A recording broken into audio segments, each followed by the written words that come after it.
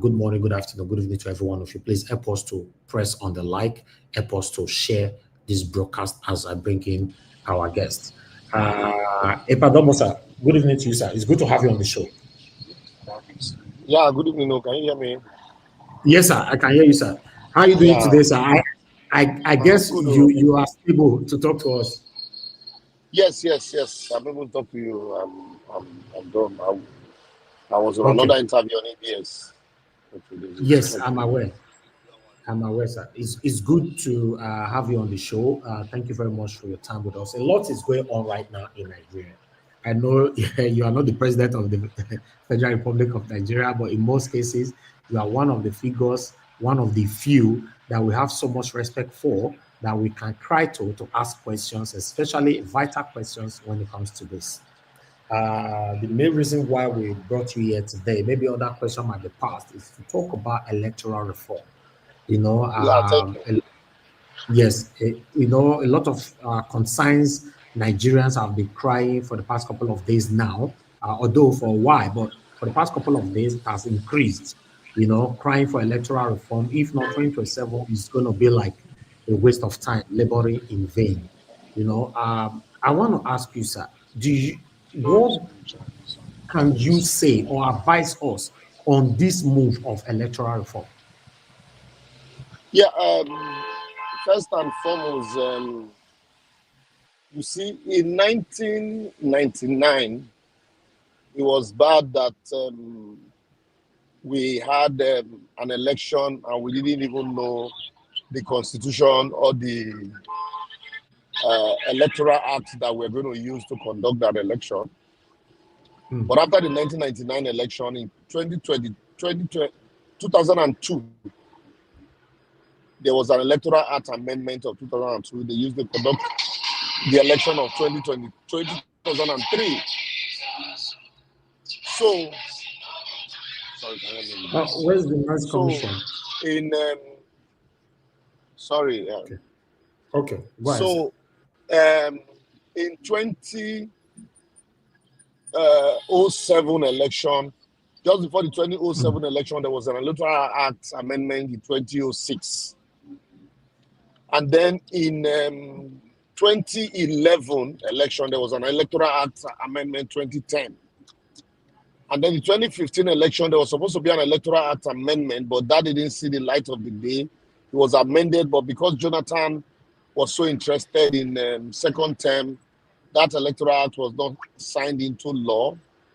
But unfortunately, he was ousted from office through some electoral reforms by virtue of introduction of, you know, the card readers then that eventually became beavers. So I'm laying this foundation so that we will know where we are coming from. And then Buhari came, there was the not too young to rule bill, and Buhari said, no, you push, hold on. I will sign it when I leave, when I'm about to leave, when I'm not contesting. And for now, leave the Electoral Act the way it is. It was when he was not leaving, in 2023, they now amended the Electoral Act and he assented to it.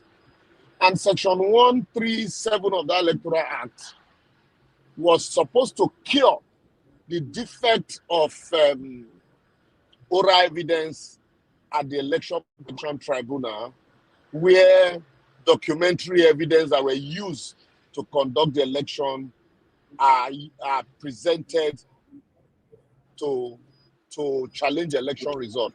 But unfortunately, this court interpretation, you know, Yetela and Adeleke, the Oshu election, you know, also said that you cannot jettison that oral evidence.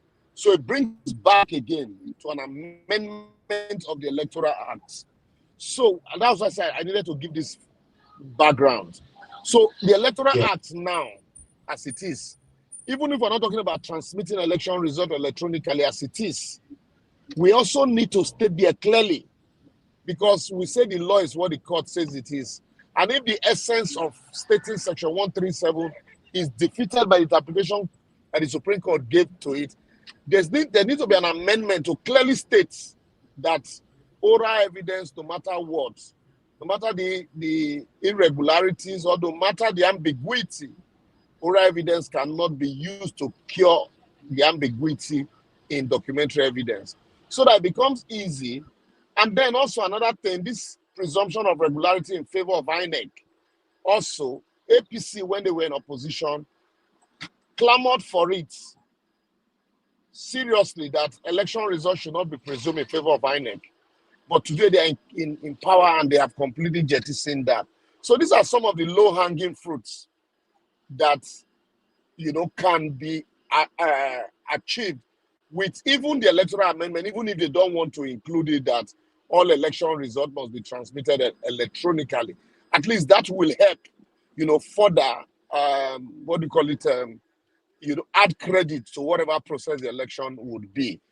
But like we all noted and we all rightly agreed, Electoral Act amendment in itself, once we say let election result be transmitted electronically, whether we are transmitting electronically or not, with all of this basic amendment, the glitch that they introduced and the glitch that was introduced in JAM can always glitch the process, and at the end of the day, you know, they will achieve the right outcome that they want. So that's why I needed to lay all of those foundations.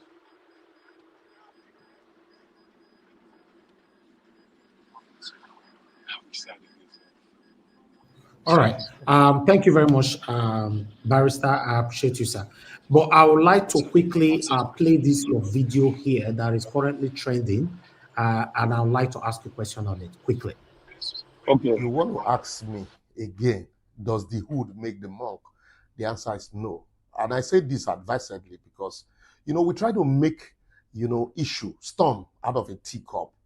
The letter from the state government, signed by the Secretary of the State Government in Edo State recently, appointing a new king for Okosa and Okbela, you know, recently generated a lot of controversy that the king of Okbela was addressed as HROM instead of HROH.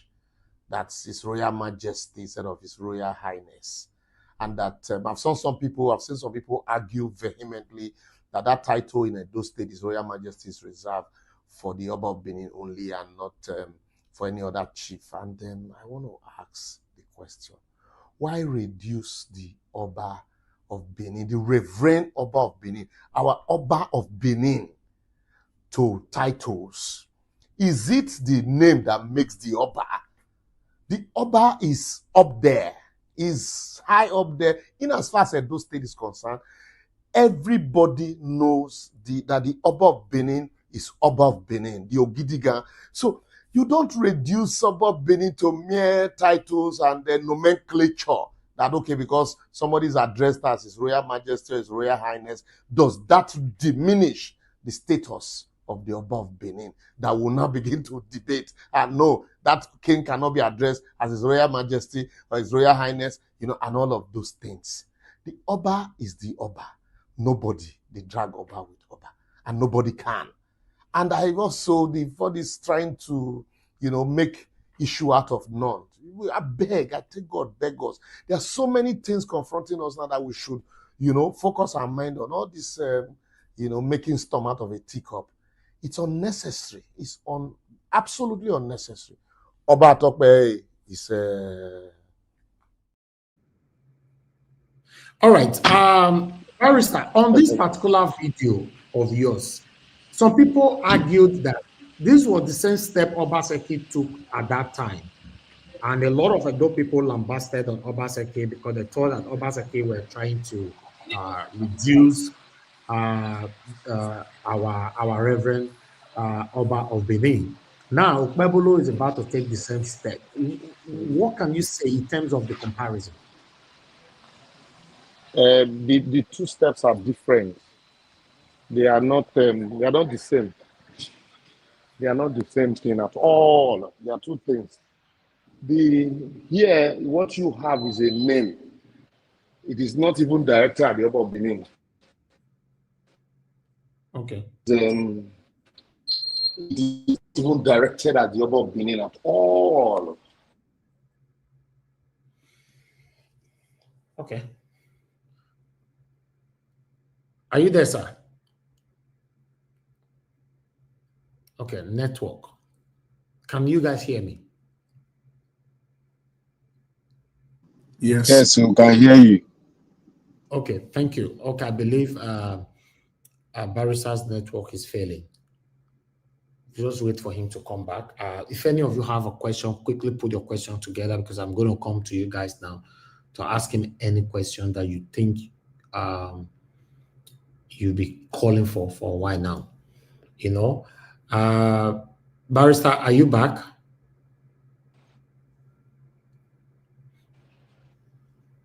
Network is very sad. Network failed. I believe he's going to join us back again.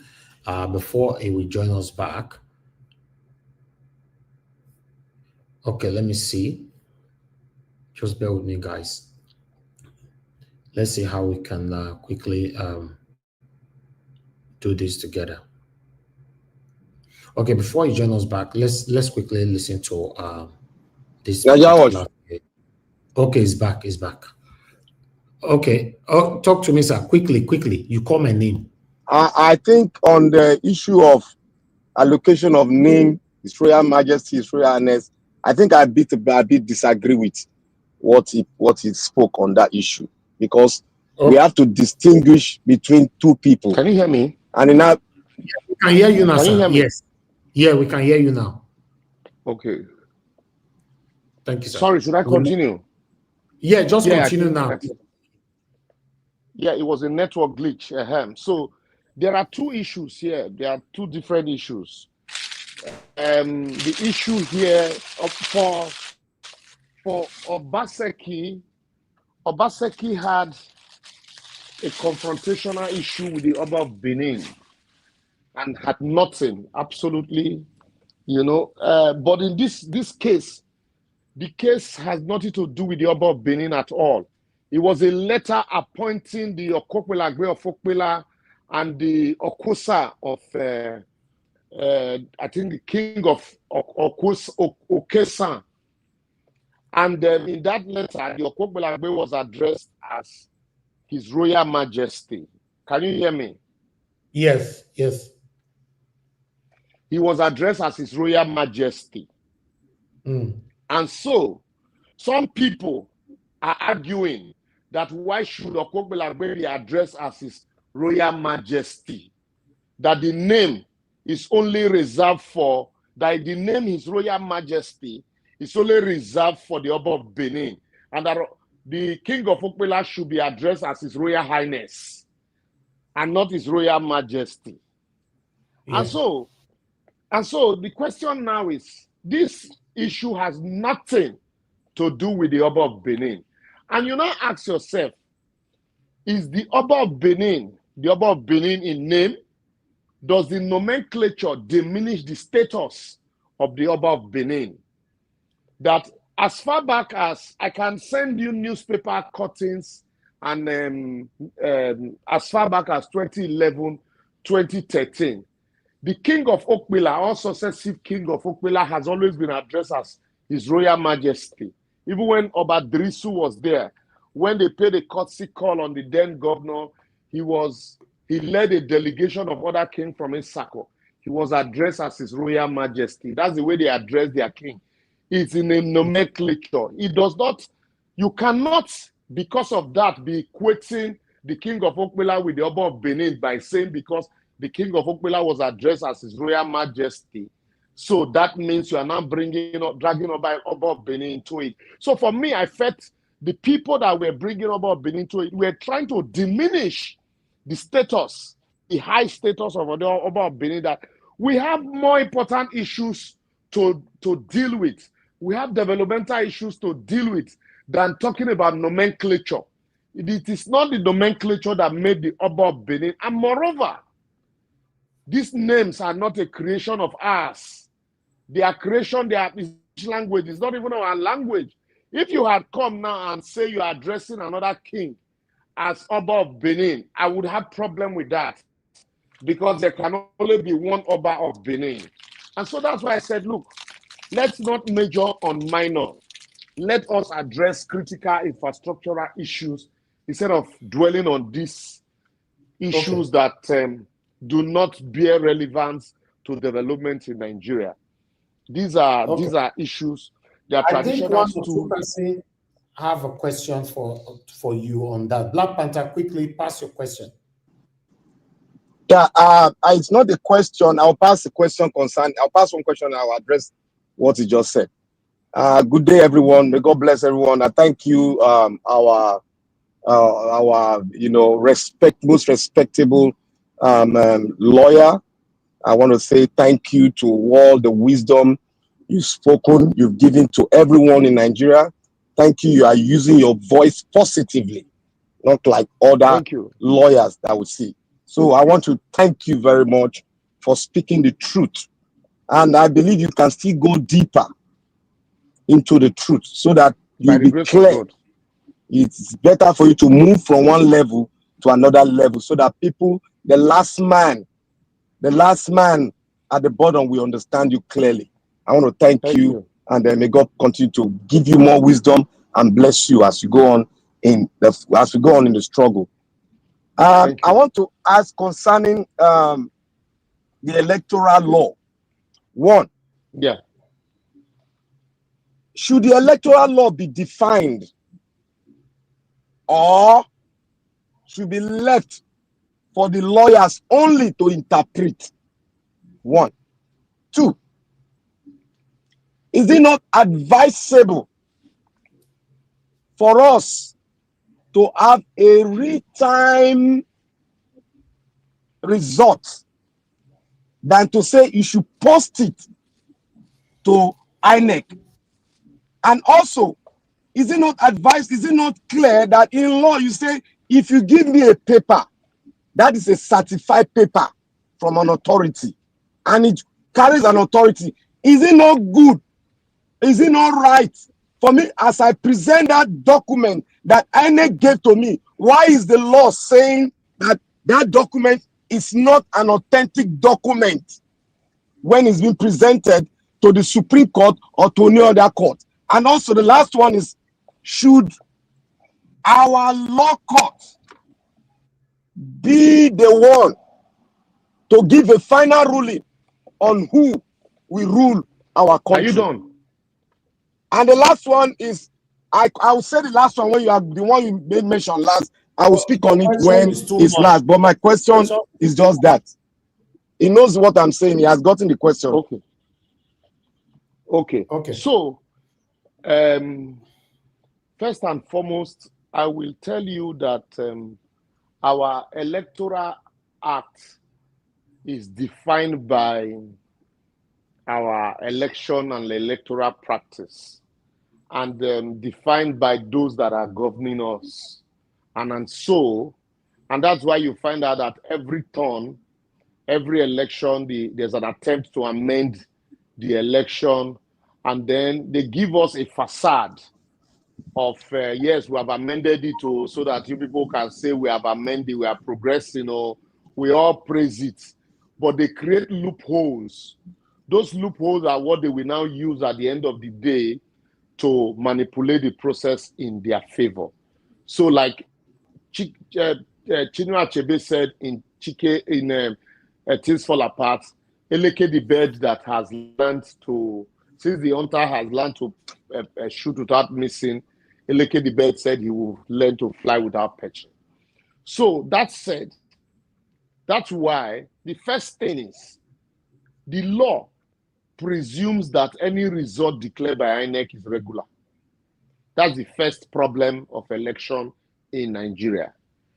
So if INEC declare you winner, the person that is saying you are not the winner is the person that will now go to court and go and prove that you did not win the election. And meanwhile, the materials used for conducting the election are with INEC. You are disputing the election conducted by INEC. The materials used for conducting the election are with INEC. You will still go to INEC and ask for documents that they will give to you. INEC now becomes a nominal party in the matter. You are the one who didn't conduct the election. you are the one who is required to prove that the election is not regular. And the materials needed to prove that the election is not regular is with the man who conducts the election, who will come and become a nominal party in the matter. It doesn't happen in any other place. Then secondly, like I told you, in the case of Oyetola and Adeleke, Section 137 was called into question on the issue of documentary evidence. So now, they will tell you in this documentary evidence, there are discrepancies. And that when there are discrepancies in the document given to you by INEC, the same INEC, mind you, the judge didn't conduct election. The law says INEC who conduct the election, once they declare result, the result is okay. So you not call a judge and say, come and look at this matter. You bring documents given to you by INEC. INEC brings documents that contradict what they give to you, what they gave to you. And then the law now says, look, if there is this contradiction, you need to call oral evidence. Failure for you to call oral evidence is fatal to your own case. But if the law, for example, says, INEC, once you conduct election, if anybody is contesting that election, it is now left for you to prove that the election was regular, that it followed all standards that you set. That way, it becomes easy. You that is contesting the election, you don't have to prove anything. All you just need to say is election did not follow the process. But when the onus, the responsibility is placed on you to prove that the election is regular, INEC who conducted the election will come and be saying, no, it is regular. We follow the process.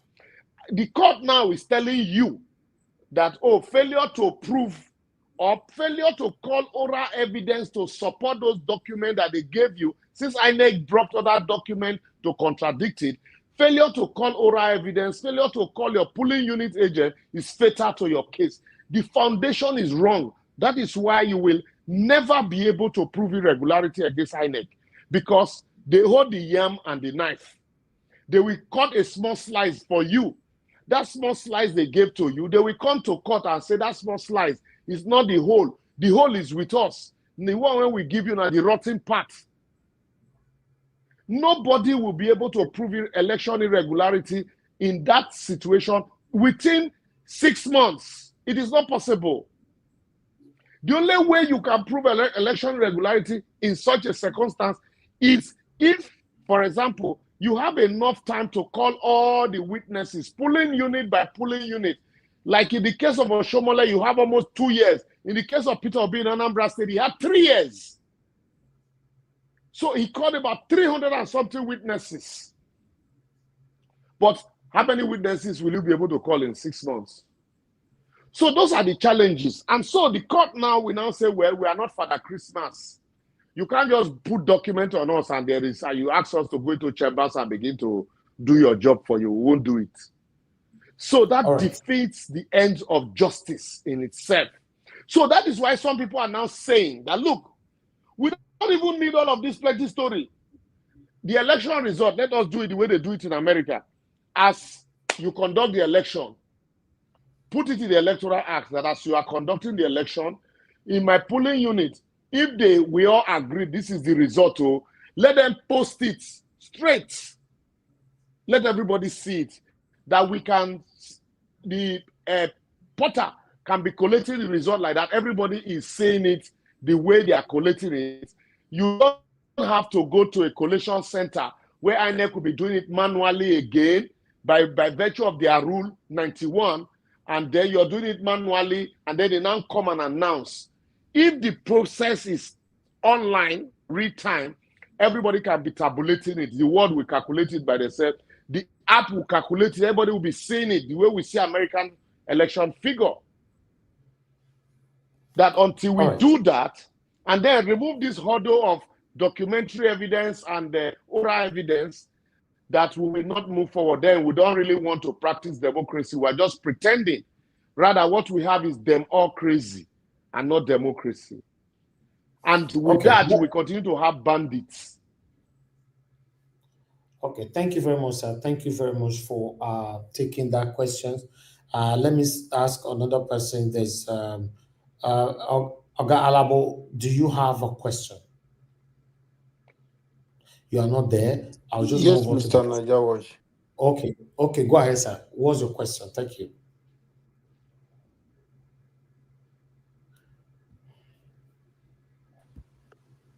Oga Alabo, you are Najawash, back can you now. hear me? Now we can hear Did you. you call me? No, Okay. you are next, man. I've not called you. I'll call you next. Go ahead with your question, please. Talk to our barrister. All right. Barrister, welcome. Sorry, I know you don't like someone calling you barrister. Sorry about that, but I said that, sir. You are welcome. Yeah, my brother, I've been following you, sir. I can hear you. Yes, I know they like us to call you barrister, sir. But thank you, sir, for coming today. Uh-huh. Thank you for coming My today. pleasure. My own concern is just because if you see me, I'm somebody every day I'm shouting electoral reform, because I want the power to go back to the people. Because as it is, it's a system of grab it, run it with it. That is what we are practicing in Nigeria. What's your question, So sir? how can we do, sir, to make this electoral reform? I know it's a work in progress, but how can we do to push or persuade INEC and the lawyers and the executive with the legislative arms to give us Nigerians an acceptable electoral reform? Please, sir. Let me bust your bubble. Let me disappoint you for once. Nigerians are not ready for electoral reforms. We are not ready. Those people who are in government today, I find out one thing, that rhetorics pays in Nigeria. Rhetorics. The saints of yesterday are the thieves of today. Why the thieves of yesterday are now the saints of today? That's the unfortunate part of our reality. Tinubu and co, for example, while they were in power, there were a lot of beautiful innovation that they said once we introduce, that Nigeria will be better. One of them was electoral reforms. They even told us then that the president should not be appointing the chairman of INEC. That it is like appointing an umpire in an election that you become a participant. They said also that INEC, you can have the political parties can nominate, and then you have a screening committee that will screen 3 persons who will contest for the election, and then maybe out of those 3, the president can now take 1 person. Also, they also pushed for the removal of presumption of regularity in favor of INEC. These were not my own, these were their ideas, beautiful and laudable ideas that they said we should introduce to INEC, and so many others like that. But today, a lot of them are in power. They are the one in power today. They are no longer discussing electoral reforms. Even if they discuss it, it is the one that will favor them. And so today, when I also see people and politicians arguing and shouting electoral reform, I'm always very skeptical that, are you sure these people really mean electoral reform or just something that will benefit them? Because I noticed one thing. A lot of Nigerians are not angry with bad governance. They are just angry that they are not the one benefiting from those bad governance. That is why the day, as I did now, you have to have seen friends who were critic of government, and then the day they are given an appointment, they do Thanksgiving. Okay. We lost you again. Barrister, are you there? Can you guys hear me? Yes. Yes, my Yes. Lord, Yes. we can hear you. Okay. I just wanted to be sure if it's not coming from me. Barrister Liborous, we lost your audio. I believe it's a network. For We're votes. expecting you back, shortly. So Okay, you are back. during election, they tell you they beg you for votes. After election, we go back to our cocoon and say we want to beg them to give us electoral reform. We should demand it. Power is not given a la carte. You want to take power from a people and you think they will give you? We should demand it. Our members, so look, with this, even with the one that we have now, look, this is what we want. This is the only thing that we want. Otherwise, we will no longer vote you into office. Look at the last election in Etiosa, for example. A man who didn't have posters, one election, he got to the House of Rep by virtue of the power of the people. But does the man still remember those people that voted him into office today? A senator from Edo State, he did not believe that he would win election, but he became a senator on the platform of Labour Party in Edo South. He didn't believe that he would win. That is the power of the people. But today, does he still remember how he got there? And meanwhile, that man would probably be one of the strongest critics of activities of government those days. But today, he's there. He's one of them now. So the same people, that same voice, that same power that they use to remove incumbents, if they sit down and say, we demand. And how do we demand? First and foremost, by campaigns and ensuring that we have, why are we talking about electoral reform today? Because some people raised that voice. Why did we talk about NSAS? Some people raised the voice. So if we take the campaign further and say, you know what, the new slogan should be not just electoral reform. What do we want the reform to achieve? Electronic transmission of result, real time. And this conflict between documentary and oral evidence, it should go. The presumption of regularity in favor of INEC should go. 5 for 5, 3 for 3. These are the demands. Otherwise, next election, if you don't key into these demands, then forget it. We will not vote for you. Politicians, they fear. I do election petitions, so I know when election is at the tribunal, they will answer you, the law, my leader, my barrister. The moment they win, their phone no go they go again. They will tell you I'm in an oversight function and all of that. So they also are scared. That is why they can lick your feet. They can come and wash your clothes during the election. So we need to understand the powers that we have and collect that which we want to collect right from the time of John the Baptist. Don't be so they talk about the kingdom of God suffered violence, only the violent take it by force. I'm not saying somebody should go and fight, but know the powers that you have and don't say, oh, these people come and give us electoral reform. No, we want to take it. I have been on this thing, I have preached, I have talked to people, but I discovered that some persons, when they get there, they become worse than those that they once criticized. So what we need to do is to consistently build blocks of synergy and like minds, and at the end, ensure that, look, those like minds demand for what they want and get what they want. You don't have to beg politicians to amend the Electoral Act. No, they won't do it. If you beg them, that means they know that you are a weakling. You don't have the power. All right. Thank you, sir. Thank you very much. Madam Patricia, good evening to you, ma. It's good to have you on the show. It's been a while. Please, I would like you to quickly pass your question. Good evening to you, ma. Good evening, Mr. Elvis. Good evening to everybody on the comment section, wherever you are watching us from. Good afternoon, good morning. Mommy Diaspora, good evening. Long time. Glad to be here. Barrister Liborous, good evening to you.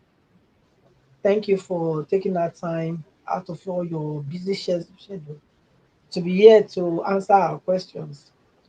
Yes, going by what you already um, answered, would it be right now for we to say that any of these or opposition, which I can't really see, but let's call them oppositions,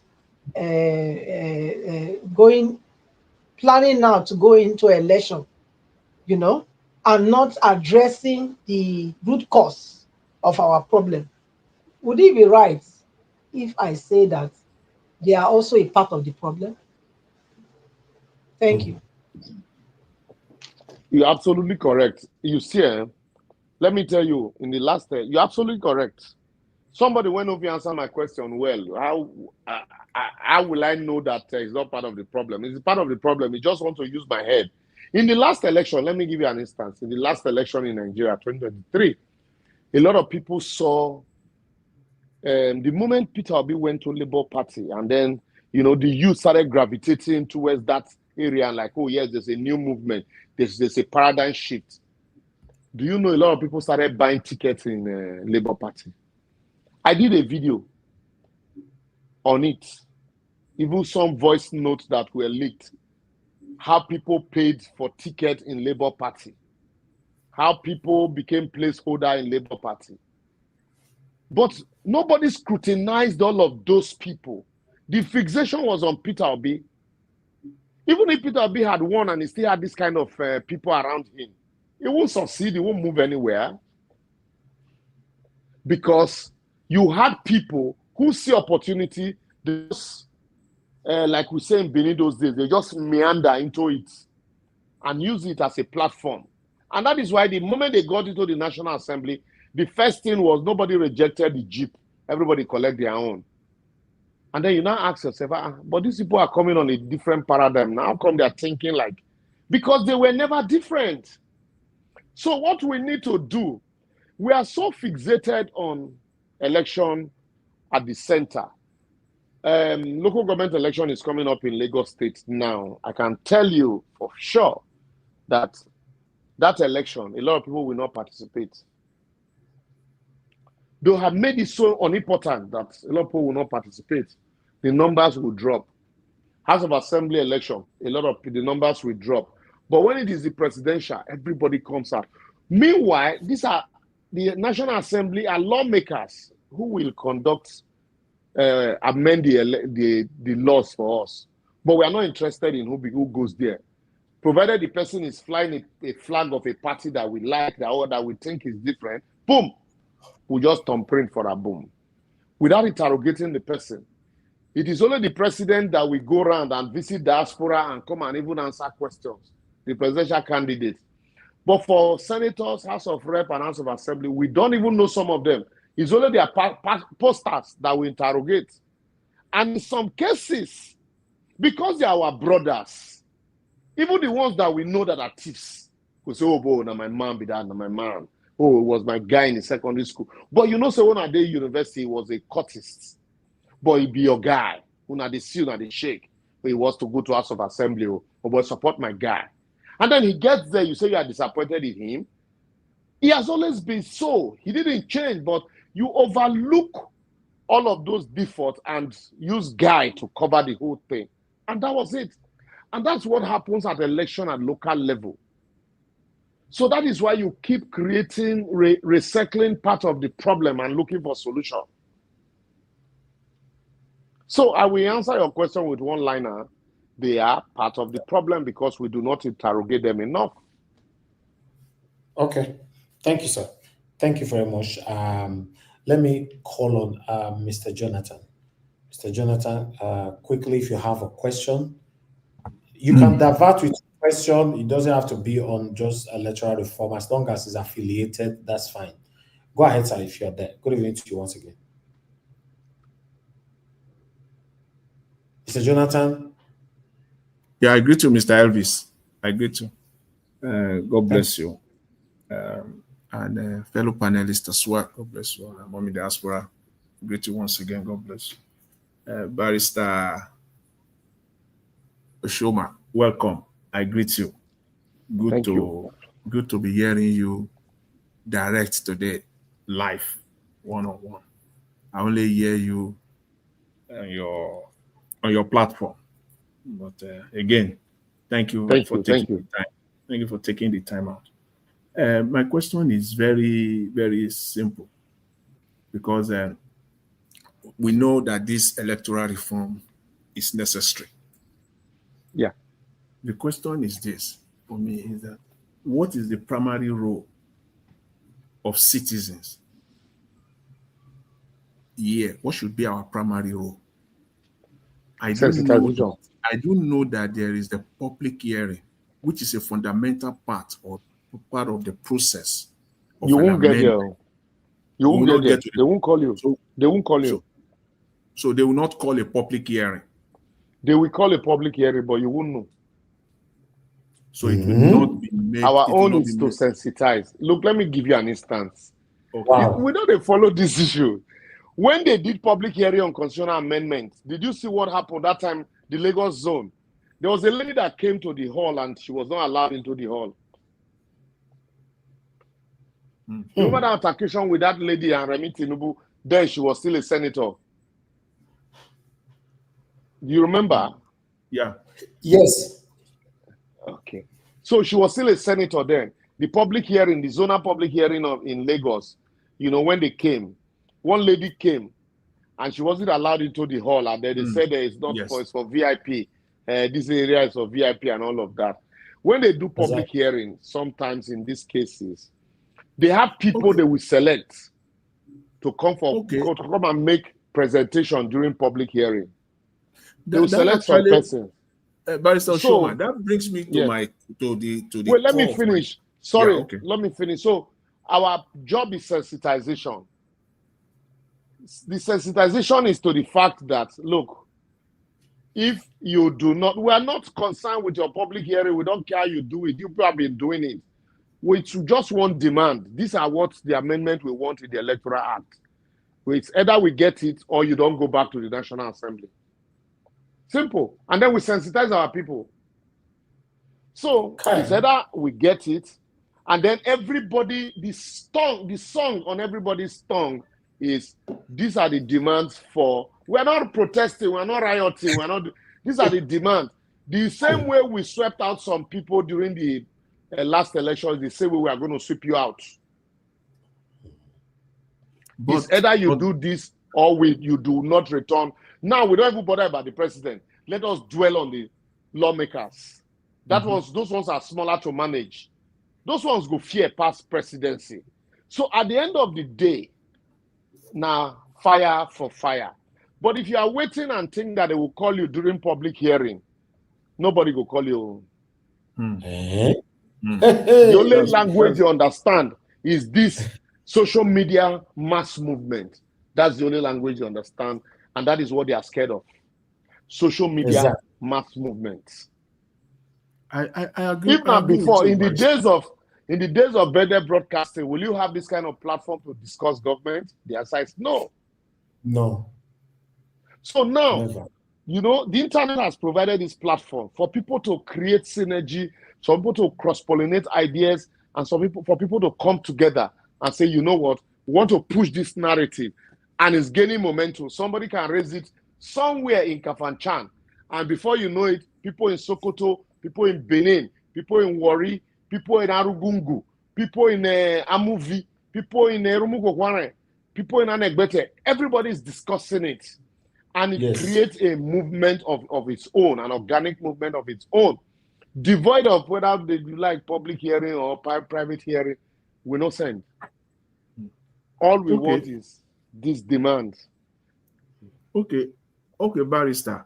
I take that. I agree with you, and also I agree with you with respect to the fact that lawmakers are, in fact, are the most important aspect of democracy, not the presidency. Yes. And I think that's where we are literally shooting ourselves. Pass your question. We are shooting ourselves in the foot. So my question is this: knowing well now that this public hearing, Mr. Jonathan, you have muted yourself again. Oh, sorry about that. So, Barrister, I'm asking that now that we know that this public hearing will not even take place, even if at the end of the day it does happen, it's not going to be the way it should be, then what is the role of lawyers like you? What would be your own specific role? At least you can be there. Is it also possible that they will jettison lawyers like yourself? Who am I? Am I not like you? What makes me different from you? What makes me different from you? The only power I have is sensitization, which is what I am doing with my passion. That's the only power I have. Am I a lawmaker? The fact that I'm a lawyer, does it give me access to National Assembly if I'm not invited? The power I have is the power of public mass media, which is what I put my camera right in front of me and say whatever I want to say, and I know the message will resonate with a lot of people, will sensitize a lot of people, will educate a lot of people, and they go back home and think about it and say, look, we're going to make these demands. But what if I go to National Assembly and then it's okay, wait, we are coming, and you spend the whole day outside, they are coming. When I can sit down in front of my phone and I send a message and everybody will hear it. That is the job, that's the power of the two that you and I are neglecting. So all those, as a private lawyer, what's my, didn't you hear that DSS have dragged the Patutomi to court for daring to say he wants to set up a shadow government, even though it's an NGO, that the name is suggestive of that you want to encourage secession. So these things are, when we look at them, look, you don't have to use the tactics to fight them. They will defeat you in that sense, because it is theirs. It is their tactics. So if you think that, okay, yes, you carry all your books and go to National Assembly, National Assembly courtroom, you know, it's okay, they pass the law. Because once the law is in process, you can't challenge it. They pass the law and you go to court and say you want to challenge it. Why waste all such precious time? When even before the law is passed, you can sensitize the people to threaten, you know, the lawmakers to say, look, if you don't do this, we're not going to vote you in. Do you know we don't interrogate our lawmakers? They just come and they're elected. But do you know the politicians know the importance of lawmakers? That is why a man who is contesting for governor or for the presidency is already endorsing senators. He's already endorsing speaker, House of Rep members, those that we go. They already have groups and caucus. Meanwhile, because they know that once the presidential election is conducted and the president win, every other person go koto, they will just navigate. It's like heads mentality. You know, okay, let us just be able to form government, majority government at the center. You know, Nigerians, they will all use money, bribe people. You know, so sensitization that some of us have been doing, to some extent have been able to also, you know, touch the heart of certain persons to say, you know what, we won't do this. But to now go say you carry your book, go they fight them for National Assembly, you just you know, become a matter foolishly. Yes. Like Fela said, you go die unlawfully, and they will carry your body go police station, die wrongfully. Barrister, please, one last question. Please, just No, Mr. Heavy, please Mr. indulge me. Jonathan, no, Just your one. question is over. Yeah, You please, know? just one. Barrister, you've talked about the sir. law, the importance of the legislature. I have this question. I want to know your mind or your position with the way and manner with which Mr. Peter Obi, if he had actually used his position to the fullest to influence the lawmaker representing his own party, the party from which they are, has he successfully utilized it or he You want wasted to make a it? break table? You want to make What a is break your mind? table? I would like to know, because I know You millions want to of make a the break really, table? Mr. please, sir, Jonathan, I don't really want to know, Barrister. See, Thank you. you know me, I know they run from any question and I bear my mind the way it is. Let me tell you, I am very, extremely disappointed in Peter Obi. as regards the management of lawmakers on the platform of his party. You say you want to rule a country as complex as Nigeria, complex with everybody fighting for personal interest. And some persons, you had a party, you ran on the party manifestos, and some persons contested with you on that party. They got to the National Assembly. The first thing was one started speaking, eulogizing the president. That he didn't know the president was this in the intelligence and all of that and all of those plenty story. And then we now saw that it was a marriage of straight bedfellows because a lot of people bought tickets, to get on that platform, on that train. And so immediately after the election, instead of, opposition party that was ousted to be having problem, a party that almost won election was the one that is now having problem. You couldn't even sit down to manage those crises. That's one. Secondly, your party lawmakers, you can't manage them to say, okay, look, this is our stand.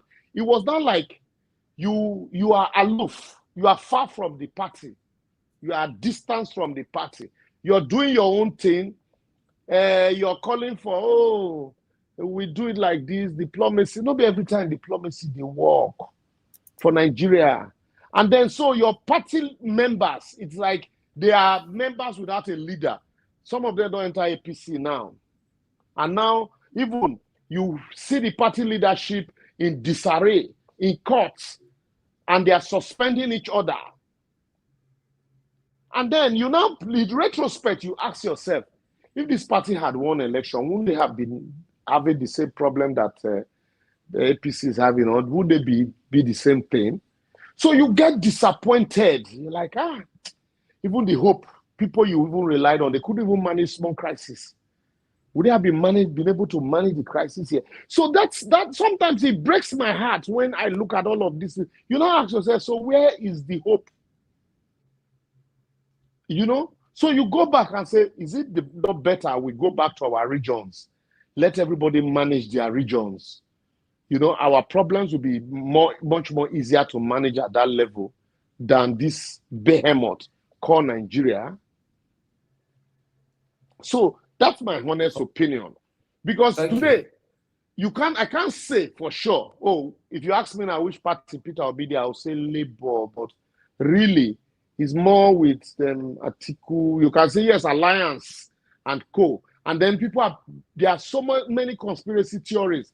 You expect that the gains of 2023 by now would have been built on with, a mobilization and movement. But no, that one man show of only you, always wanted to be only you. Anyway, it's not in government, so I don't want to dwell on Peter Obi. It's not in government. Just because you asked me. Barrister, do you think Peter Obi have a chance in 2027? 2027. To answer your question, let me reverse the answer. Tinubu is somebody who does not take prisoners politically.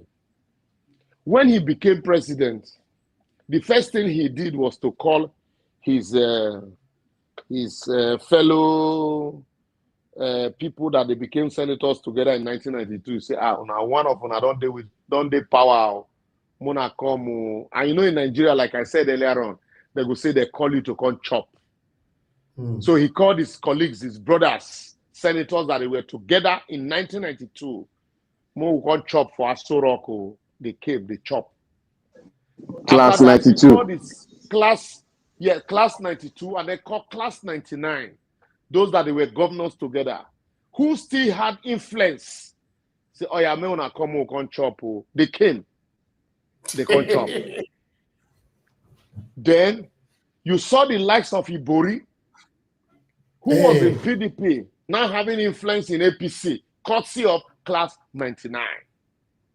You saw the likes of George Akume. You saw the likes of Moses, former governor in Sokoto, and all of that across board. When he was out of government, he contested. Despite the hurdles, he was able to take it and run with it. Now the president, he controls INEC, he controls class 92, class 99, he controls CBN, he controls NNPC. And then with the disarray that you are seeing in all of the political parties, and you're asking me if he go fit, if Obi go fit make the kind move. Anyway, 24 hours is a long time in politics. But if things remain, like they say in economics, ceteris paribus, all things being equal, as it stands now, is that not why we are talking about electoral reforms? Because from what we are seeing, if things be like this, other parties might not even be able to fit candidates. As it is, PDP will not go get candidates. It is obvious. So, Labour Party, with Abure suspending the governor, a sitting governor. You suspend the only governor that you have, you suspended him. The senator that you have, you suspended her. You think the Labour Party don't have candidates now? Okay. All right.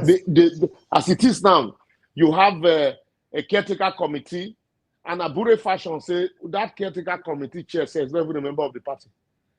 And when the time reaches, you say INEC go recognize.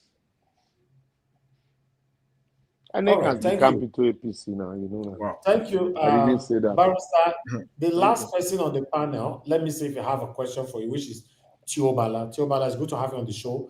Quickly unmute yourself if you have a question. Go ahead. Yeah, thank you, sir. Thank you, Mr. Ivy. Thank you, Barrister, for honoring this invitation. Thank you so much. I've been following you regarding some policies, ideas, and all of these things you have been showcasing online. It's a good one you have been doing. Thank you so much. I really don't have much question that at least you have already, Jonathan, many other persons here have already asked you the most important question. We say that I'm one of those who believe for Nigeria to be better, it has to start from the top. And a good example is the feelers we are hearing from the Burkina Faso president, which is the person of Traore, and so many other great leaders across the world. Because whatever the policies they are making will definitely trickle down to the lowest level. Having said that, the issue of policies, electoral reform, and all of those, no matter the reform, do you think the person of Mr. President, the person of Tinubu, will sign it no matter what? Is there any mechanism that will force him to do that? Because Buhari did the same thing until he secured his second term before he starts talking about signing. And the other aspects, the other questions, the issue of policies. Because even if Mr. Peter Obi or whoever the Nigeria want to vote into power, get into that office, if proper policy is not being implemented, Nigeria will not move forward. Do you think there is any policy direction, even with the current government or even the people that are coming in, that are even they are proposing currently that you believe that can help the nation Nigeria? If they don't have, I have a solution in regard to that area, but I just want to hear your opinion, sir. May God bless you. Yeah, let me start from the last question. There are policy directions. Every government, no matter responsible or irresponsible, have policy directions. It depends on the policy that they are looking at, and it depends on what you also are looking at. They all have policy direction, whether it is people-oriented policies or just policy that are, egocentric or centered around their leadership. Certainly their policy direction. And policy direction of this government is Bretton Woods policies of, no subsidy, float the naira. These are policies. Ordinarily, on the surface level, you say these policies are fantastic. But if there are no cushioning and the leaders also are not feeling the bite so as to know where to put a cushion, when to put a stop, when to apply brakes, certainly the policy will just be on full throttle and the ordinary people will bear the brunt. The policy of dollarizing the economy and consistently, creating a platform where you sell raw materials and import finished product. These are policies, so those are policy direction. And then secondly, for the President Tinubu, whether he will assent to electoral reform, there is nothing stop an idea whose time, nothing can stop an idea whose time has come. And once the people that say vox populi, vox dei, they're not the mad. Because these are the people that are going to contest, that are going to vote for you in an election. That's why I told you, I started by saying Nigerians are not ready. See, we like to sing a different song. I said it somewhere. When we come online, we shout, we criticize our leaders, but when we see them, the first thing, Honorable Sir, my leader, most distinguished. This is somebody me and you, they side room. Okay, let me give you an instance. A friend of mine, he criticized governor, criticized. He now had a business transaction. His friend now said, no worry, I'll take you to the governor. Do you know the day he met the governor now, only praise, you're the president. He couldn't even say, hey, but sir, there was one area that I thought you would have improved. None. All it was praise singing. Praise singing. So that is the challenge. That is why they take us for a ride. If we all collectively agree and we say, now, so we won't do them. And when the time reach, some people no back out. Some people no go to sing praises. The man will sign it. But do you know why Buhari's own was different? Because some persons in the north started saying, no, Buhari is one of us. No. Whether he do anything, Buhari can do no wrong. Anything he does, we will vote for him. Whether hunger day or hunger no day, we vote for him. He's one of us. They who said Atiku was not a Nigerian. Why won't Buhari be emboldened? When he told them, no, I will not sign it. Hey, they laugh, they clap for our president. You're too funny, you know. And we started debating it. I expected that all the young people, we have the same voice on the matter, but no. Some of the young persons started saying, yes, you know, you are young, you can wait for your time. Do you understand? So it is when the moment they see us start discussing, singing different songs, they now say, okay, I won't do it, the heavens won't fall. That is why, for me, I believe in sensitization, mass mobilization. All right. Thank you very much. Just the last one, please. It's just a short one. In regards to the 2027 general election that is upcoming, don't you think Nigeria need a leader who is ready to take bullets? You know, are you ready to take bullets? Sir? Are you ready to take bullets? I'm coming, sir. I will answer that question. Who is ready to, you know, lead a protest? Because in case of any eventuality like what happened in 2023. Somebody came out and said that what the youth need is to march out. Some people should be ready to die for this country. And I told the person, if your son lead, I will mobilize 5,000 behind him. If your son no go feel lead, there is no need. You know, we like to sermonize. Yeah, Nigerian youth need to come out. Nigerian youth need to come out. Meanwhile, we are quick to send our children to Canada, America, US, and then call out the other youth. You people are the ones suffering. My brother, I grew up in the village. I climbed the ladder gently, consistently, and got to where I am today. And I saw protests. I was part of those who protested against military rule consistently, sit down on top of trailer, almost killed by the military. At the end of the day, Moses Osakede died. His mama no couldn't even take it. The mother died. But what became of Moses' legacy today? And all the students, leaders those days that died in the struggle.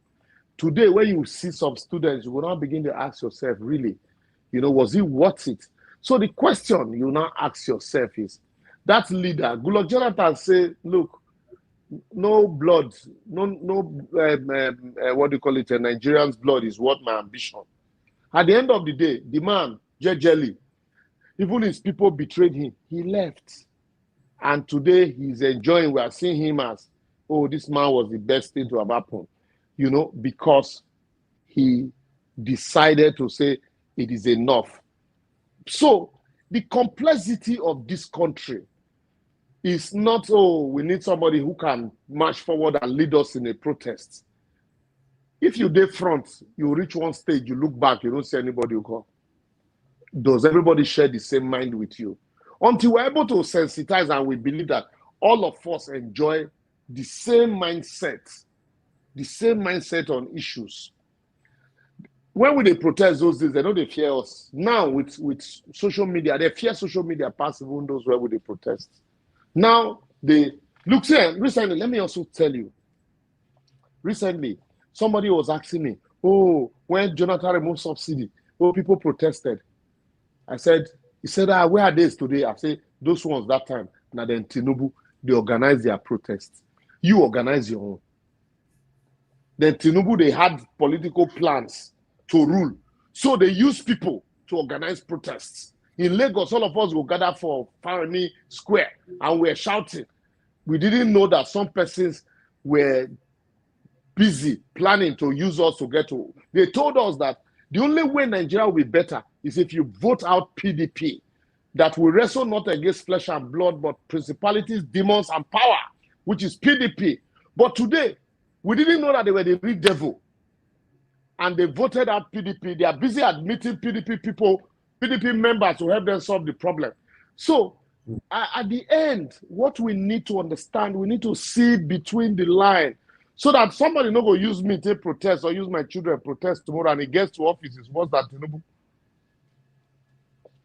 So it is not about, it is critical thinking. It is critical thinking, you know, because sometimes some of these people, you don't see where all of them go come out, go out. You make presentation and agitate.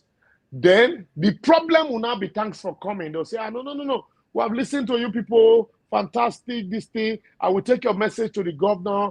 But who are the leaders here? You people should come inside. The governor said I should tell you people thank you. Then give you the envelope. Now quarrel, that their quarrel will start. You will see fights. You will see fights. These are people that are protesting for good governance. So you will not hear that some people went to collect money. That was how we're in Lagos. Some people went to Abuja to negotiate with Goodluck Jonathan's government. While we were posing and waiting, yes, strike must go on. They came and called off the strike. All of us, the aim was defeated. Those that died in aggregate died for nothing. So, look, what you and I, they know the only time is when election reach, they are scared of us. That is when our power, no matter how weak the electoral process is, they are scared that anything will happen once we come together. So once we agree that, look, this election process, this is how we want it, and we're able to sensitize people the way, you know, people took it upon themselves in the last election, they go fear, we'll achieve, we'll cut and small. It is not a 100-meter dash. It's a marathon. It's a long distance race. Some people will do their own. They go old, they go come out. Others will come and do their own gradually like that. But if you are thinking that they will just come, bing, everything will just change. Eldorado, we are deceiving ourselves. All right. Thank you very much, Barrister Liborous Oshoma. I appreciate you, sir, for your time with us today. Thank you for our invitation. I would like you to round up in 1 minute, talk to Nigerians, anything, just 1 minute, so we'll let you go, sir. Yeah, basically, I've said everything I need to say that we can achieve with the era of social media. Anywhere you are in the world, you can achieve anything. All you just need to do is to join this. In fact, sometimes you see challenge, hashtag, trending. We can achieve once we collectively, especially those of you in diaspora, you have a lot of influence on those in Nigeria. You know, you send money home. Look, I don't get money to send to now. If all of them, I go see they vote for this particular state. This is the way forward now. Everybody's voice must be added to it. Otherwise, once it becomes a trending issue, politicians will sit down and think about it and say, I went to my constituency last time, or the only news now, even on our party people, is that it must be like this, it must be like that, or, you know. So that's the only way we can continue to make a difference. And then lastly, I must say this. You in your room, who are you really? What is the you in you that makes you the you are? Not when you come out, we see you, you talk, and then your attitude when you are with the politicians becomes a different one. Thank you. Thank you very much, sir, once again. It's good to have you on the show. And looking forward to having you again. Have a good evening, sir. My pleasure. Thank you, sir. I need to. Yes, sir. All right. That was Barrister Liborous Oshoma coming to talk to us of the state of the nation. We all can see now that the way this our barrister to talk to us, some of us now will begin to think left and right now. 2027. Hey God. Especially when it comes to our principal, Mr. Peter Obi, somebody actually told me just today, that Peter Obi himself know that he cannot become president anymore in Nigeria. He missed the opportunity. Then I was not arguing with the person, although I was having few more people who joined me in that argument, to surpass that particular person. But his voice was very high, telling us that Peter Obi is aware that he can't become president anymore. He already missed it. The time he's supposed to do it and all that. I was like, no, this and all that, blah, blah, blah. My people, the struggle for Nigeria to become a better country is not an easy journey. The same Peter Obi we are mentioning all the time can decide to say, okay, I've resigned from politics, make una handle on yourself. What are you going to do? So Peter Obi or no Peter Obi, the situation cannot affect Peter Obi anymore forever. So we have a long way to go, man. We really, really do have a long way to go. But I'm just going to let us talk now within ourselves so that we can round up. But before we do that, Mr. Alabo, your video you sent earlier on, use that as your first submission. I will only call you for your final submission later on. Let me play this one sharply.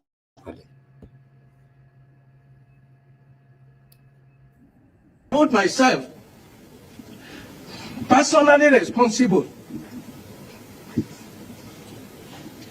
including for the negligence of the service provider and moment at the drinking water to dilute the tears. Okay, Professor, this thing you are doing this moment, at the end of it, I was expecting something from you. The best thing you would have done that Nigeria will clap more for you for doing that. You are resigning from the office. At least you, your own professor, you took responsibility for your mistake. But the other one in INEC, Mahmoud, has now come to Nigeria today to let us know the technical glitch that happened in 2023 today. At least you've shown us that, yes, something happened.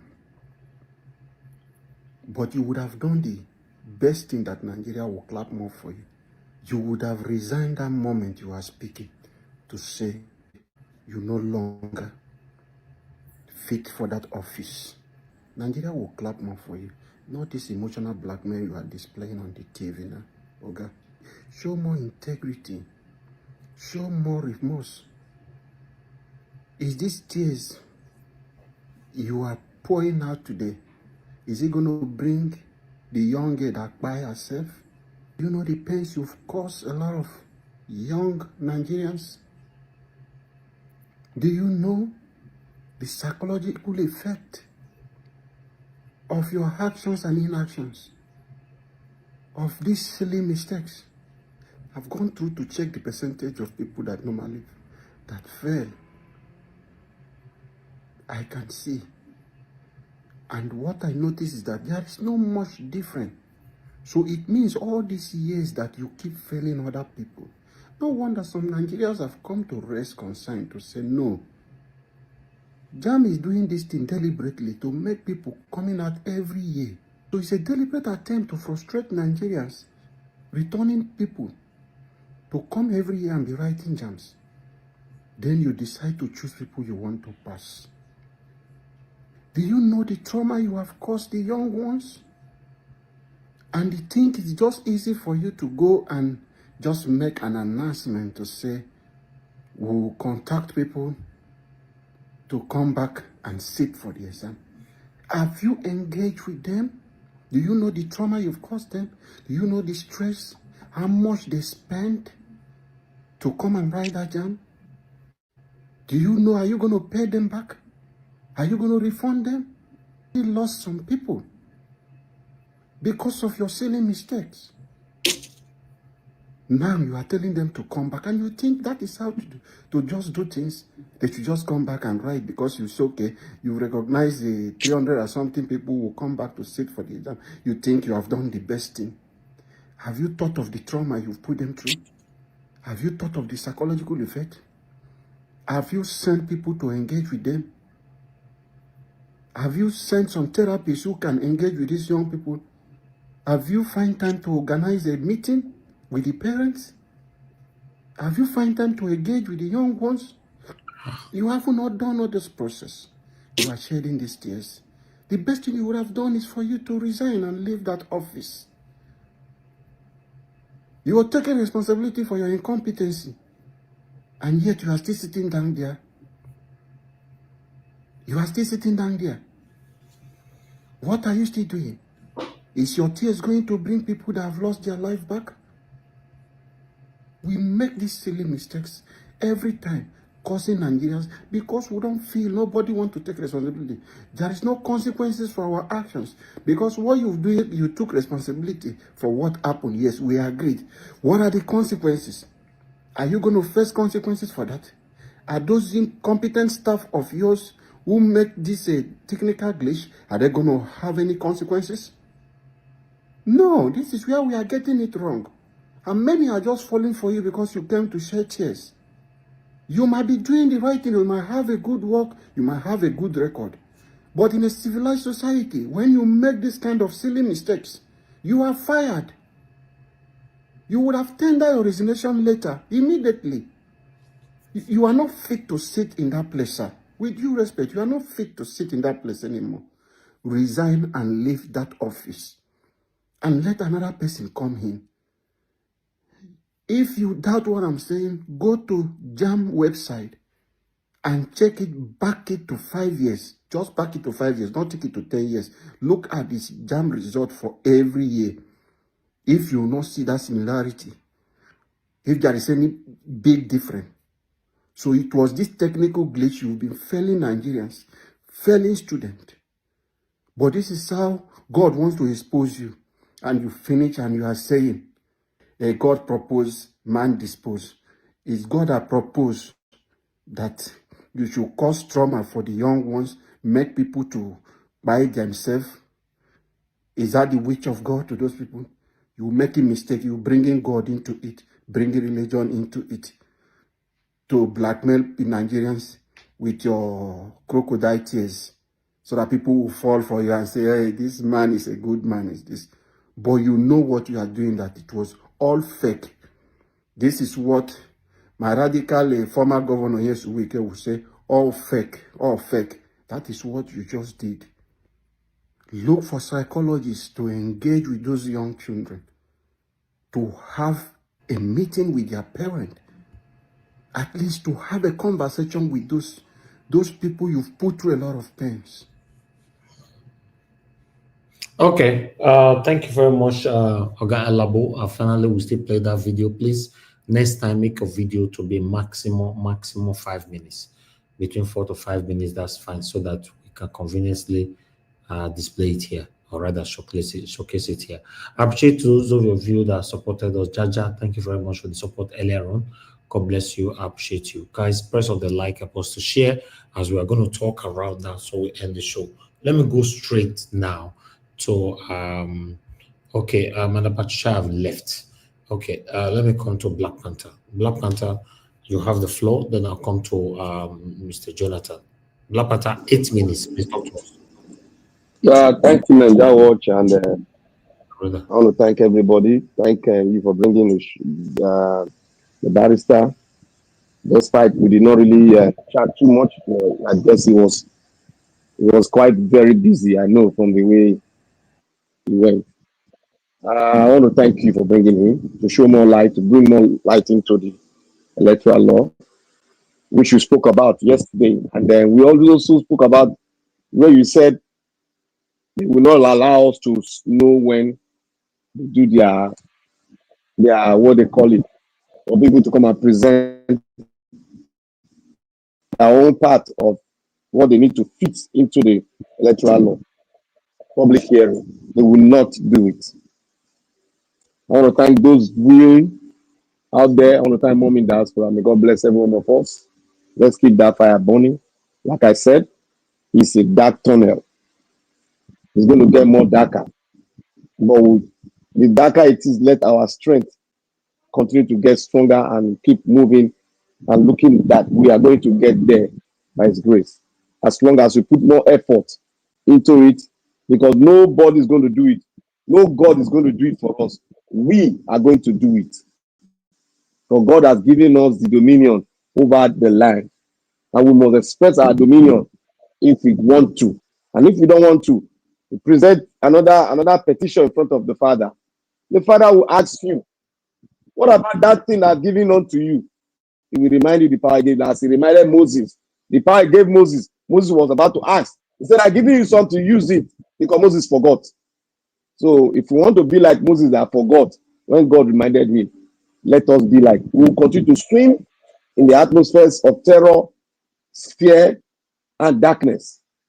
If that's the way we want to be, because it looked juicy to some. But at the end of it all, tears will roll out of their eyes.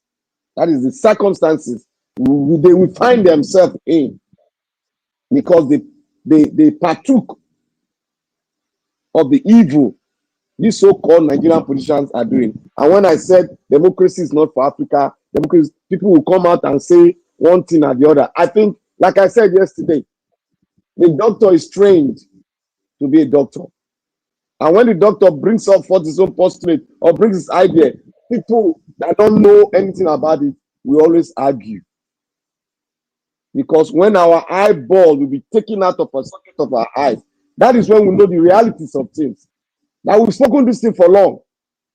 As we have spoken that Nigeria was not a country, but people started arguing ignorantly. And you remain in your ignorance because you refuse to study, refuse to read, and refuse to sink in the history of your country, quote and unquote, Nigeria.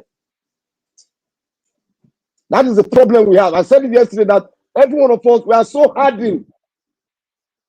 We are so hardened that we don't want to even learn from each other. We don't want to even go and look at where this person is coming from. We are talking as if Nigeria is in a normal situation. That is the way most of us come out here to express our view. That is why I said we should focus and go and look at what happened to Burkina Faso. This Burkina Faso has been coming from the past 20 years. They've been coming from that train down before they realized. And one man came out of the wilderness, and that is Traore. And Traore, within 2 years, what they've not been able to do for more than 20 years, he has done it within 2 years. Self-subsistence in agro, they are now. They are building their roads without any external influence. They paid all their debt. They gave themselves a new currency. And they are building a new city. And presently, they don't discover some amount of crude oil in their line. So, all and all, because they realized, even the military we are seeing today, when I said, oh, this military got to wake up because their constitutional right is to come in and correct and guide the territorial integrity, which is now broken by the politicians.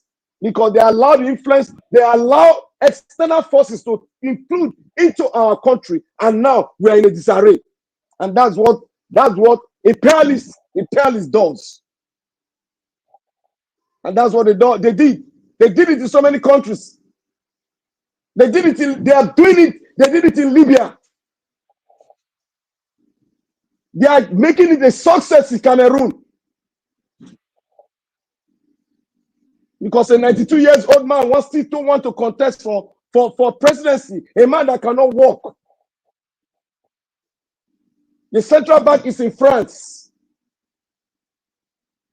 Our oil It's owned by the British and another country, another Western bodies, including the French. You don't own your oil rig. Your name is just there, but you don't own it. And when we talk, you say we are talking rubbish. Well, I can only say what I have seen and postulate the good things that we should do. And if they cannot continue, because Awolowo said Nigeria is just a geopolitical location, geographical location. People disagree. Even Zeke disagree with it until Zeke says it clearly and Zeke brought out his own postulate. I guess many of us, some of us might not have known about it if I have not brought it out. We need to dig in. When somebody came out and said the amalgamation has ended, people were shocked. People were shocked that we've gone so far to 100 years. Have we gone so far? Yes, that's why they shut down history in our school. And thank God they brought it back. I don't know what the adulteration they've done to it. We need to wake up. If you know you don't know the history of your country, you need to wake up and go and find out. That is where you will know the issue and the problem of our country. Our country is not a nation yet. We have not come together to dislodge the colonial mentality that Fela spoke about. We have not dislodged it from our culture.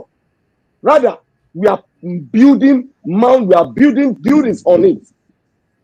The issue in Nigeria, we have to collapse this thing.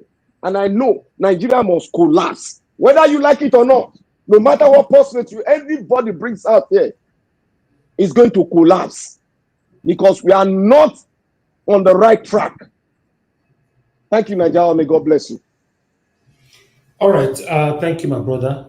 Black Panther. Mr. Jonathan, please, your 8 minutes, sir. Okay, Mr. Elvis, thank you. I greet you once again.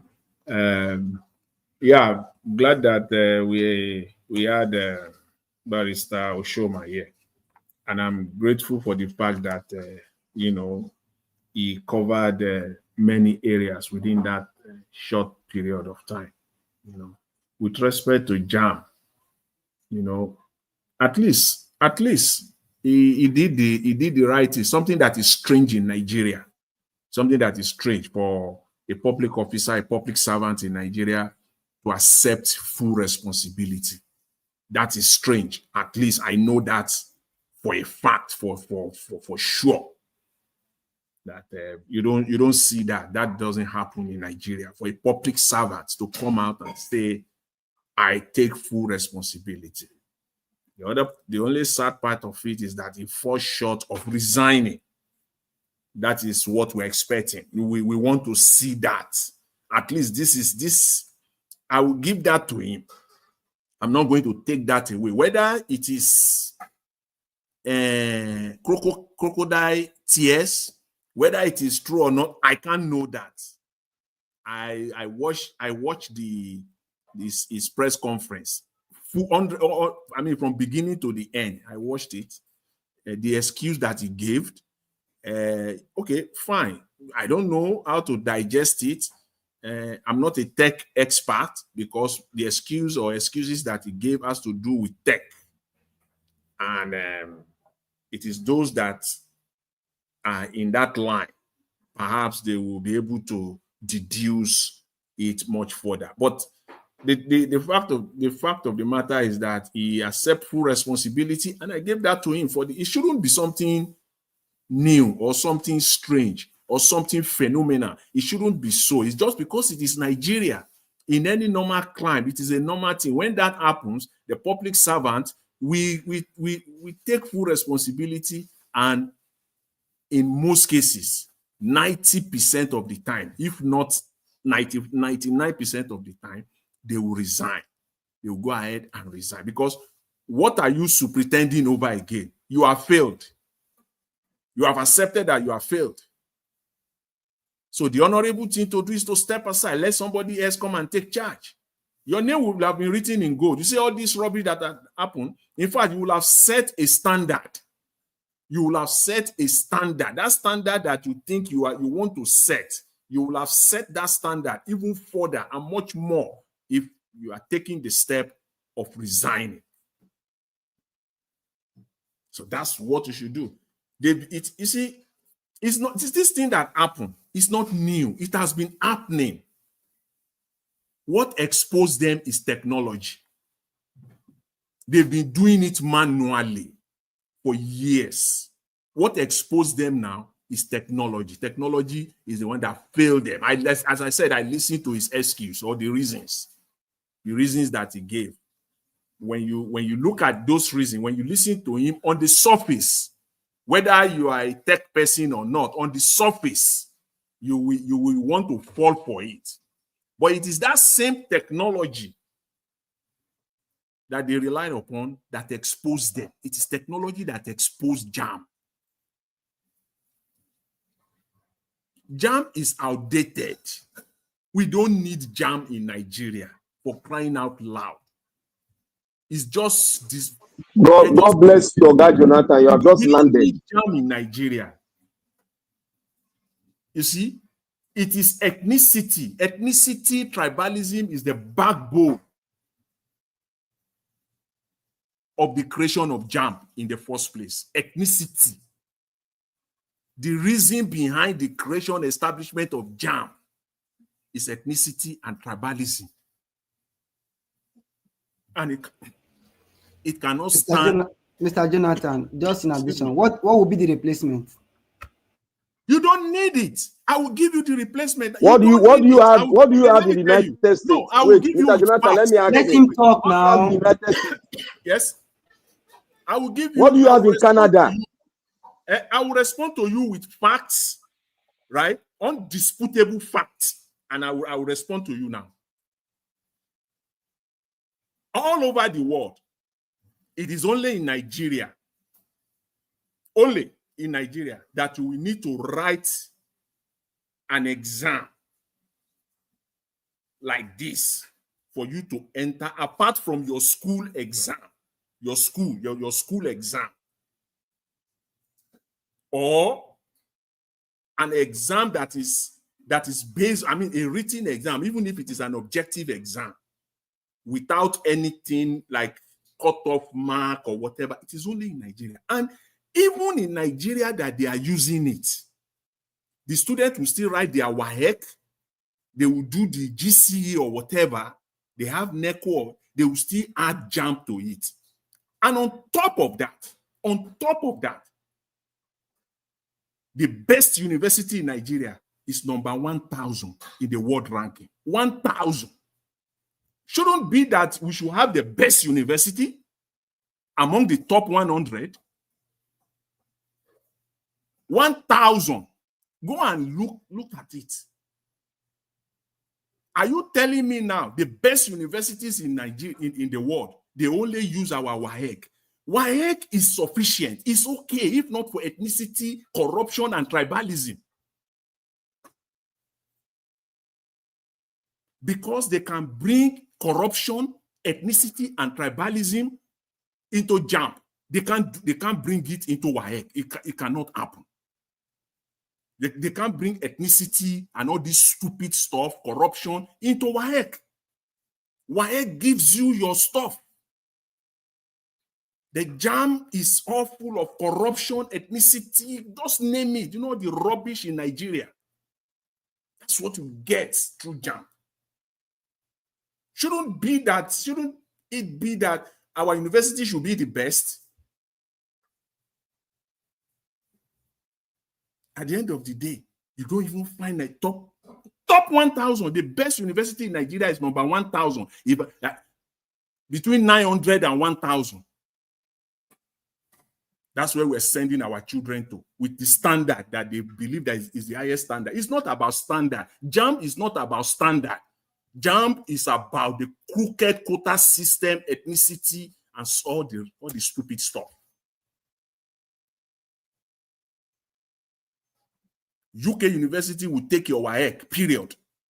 American universities will take your WAEC, period. Australian university will take your WAEC, period. Canadian universities will take your WAEC, period. Nigeria will still ask you to go and write JAM. Why? We're the only country on earth.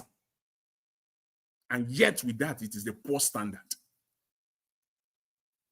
It is time for JAMB to be scrapped. 1 minute, sir. 1 minute. It is time for that institution to be scrapped if we want to have anything, any improvement in our tertiary educational system. And I think that's my position on that. And finally, let me quickly use this last minute also to talk on this. You know, I'm glad today I asked Barrister Oshoma a very specific question. And he mentioned even before that, that legislature is the most important part of democracy. You fail there, your democracy will fail. And the reason why I said on this platform 2 days ago, everybody bombarded me. Almost everyone bombarded me, and I didn't want it to lead into argument that at the end of the day, we'll get nothing out of it. I backed off. I knew what I'm saying. All right. Today, I'm glad, Mr. Elvis, you used almost 10 minutes of your presentation to showcase the presentation of Professor Odinako. He said exactly that. Exactly that. That's exactly what he said. Don't let us fool around and don't let us we're just wasting our time. I said it primarily that the Labour Party, Mr. Peter Obi, had the political capital. They wasted it. They did not use it. But for me, I'm still liberal enough that there is still time. Whether I am naive or it cannot happen, I don't know. But there is still time to do that. Thank you. Thank you, Mr. Elvis. I'll leave it there for now. Thanks very much. Thank you, sir. Thank you very much. Chiobala, please talk to us. You have 8 minutes. Yeah, thank you so much, Mr. Elvis. Mr. Jonathan, the reason why I asked you that question, at least I support you on the position, but I just wanted to know your opinion if there's any replacement. Since you say that WAEC is another standard, which is okay, just that the only remark I have there is the fact that the manner at which we conduct WAEC in Nigeria in most cases is not appropriate because of malpractices and all of that. People now use it to enter score A, not being able to go at the university. But that's another debate for another day. Yeah, still talking on the JAMB issue. Yeah, like you earlier said, and some other persons have said, I think I appreciate the man for taking full responsibility of what regarding what happened and all of that. Yeah, but that student may have so rest in perfect peace. I did not support her taking her life because it's when you don't have hope, you commit such a such heinous whatever act. I don't want to use any name to qualify it. It was not really needed. When you have hope, you know what you aim at getting. If you cannot achieve it in one place, you can achieve it in another way around. When I mean positively, please. So at least I encourage everyone. Nigerian University is not the only hope. There are better life you can live out there. If you know you are good, go and take SAT exam. If you know you are good, go and take other exam that can qualify your admission to study abroad. Full scholarships is out there waiting for you. Why will you take your life when you know you are good? So I don't really support that idea. Once with your WAEC, like what Jonathan said just now, with your WAEC, you can gain admission abroad.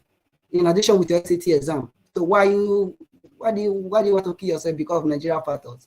So that is for that. And if you even watch the professor, that professor, I don't know his name fully, is a professor of Islamic study. Professor of Islamic study is the one taking the technical aspect of JAMB. Thank you, my brother. Professor of Islam. Yeah, that's a position in Nigeria is one of those problems we are facing. Such person is the one having such a technological aspect of JAMB, which is, I don't know, maybe it's the managerial aspect of it or whatever, but all in all, I don't think we should be putting people in the right position at the right time and all of those. So that is one aspect. There are so many issues, stuff we presented today regarding some policies, and Peter will be coming out to speak regarding some, factors that Nigeria is not productive and all of those. And it's a welcome idea, good policies and all of that. I just want to advise Mr. Peter Obi. We already know you are capable.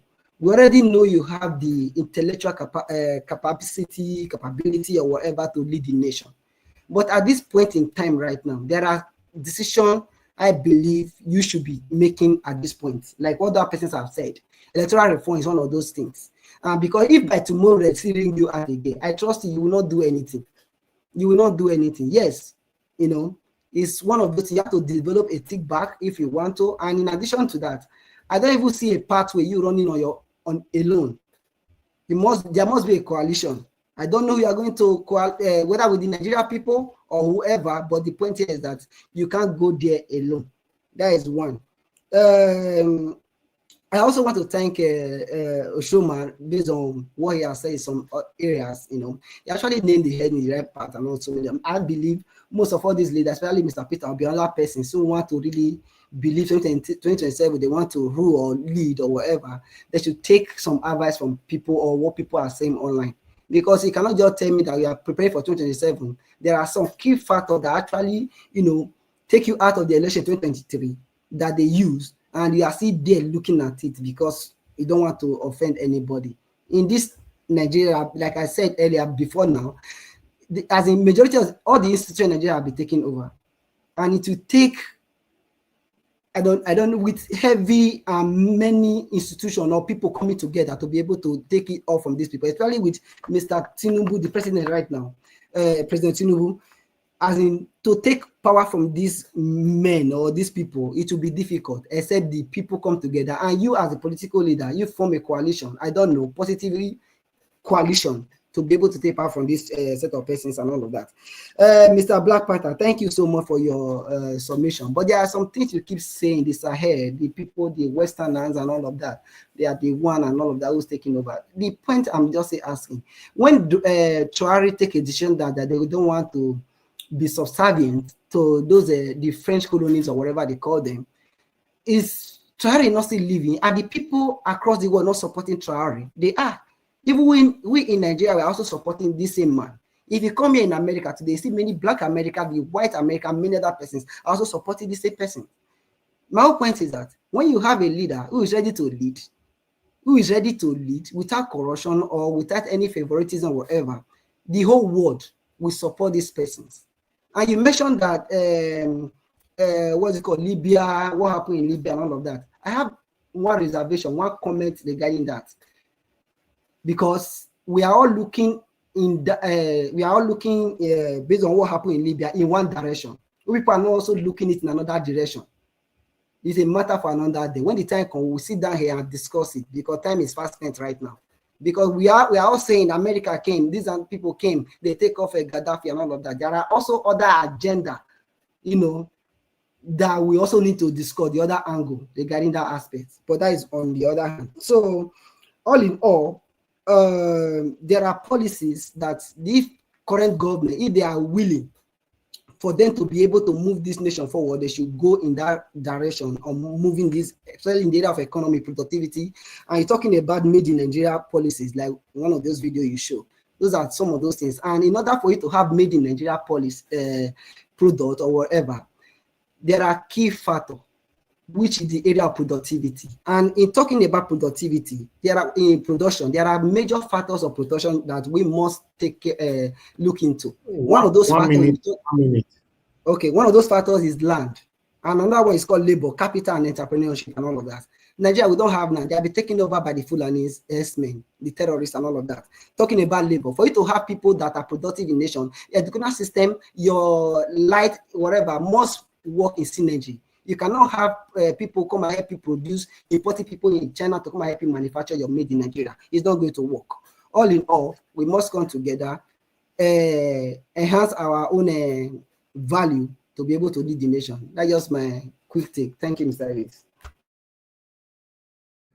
All right. Thank you very much, my brother Teobala. It's good to have you on the show today. Thank you so much.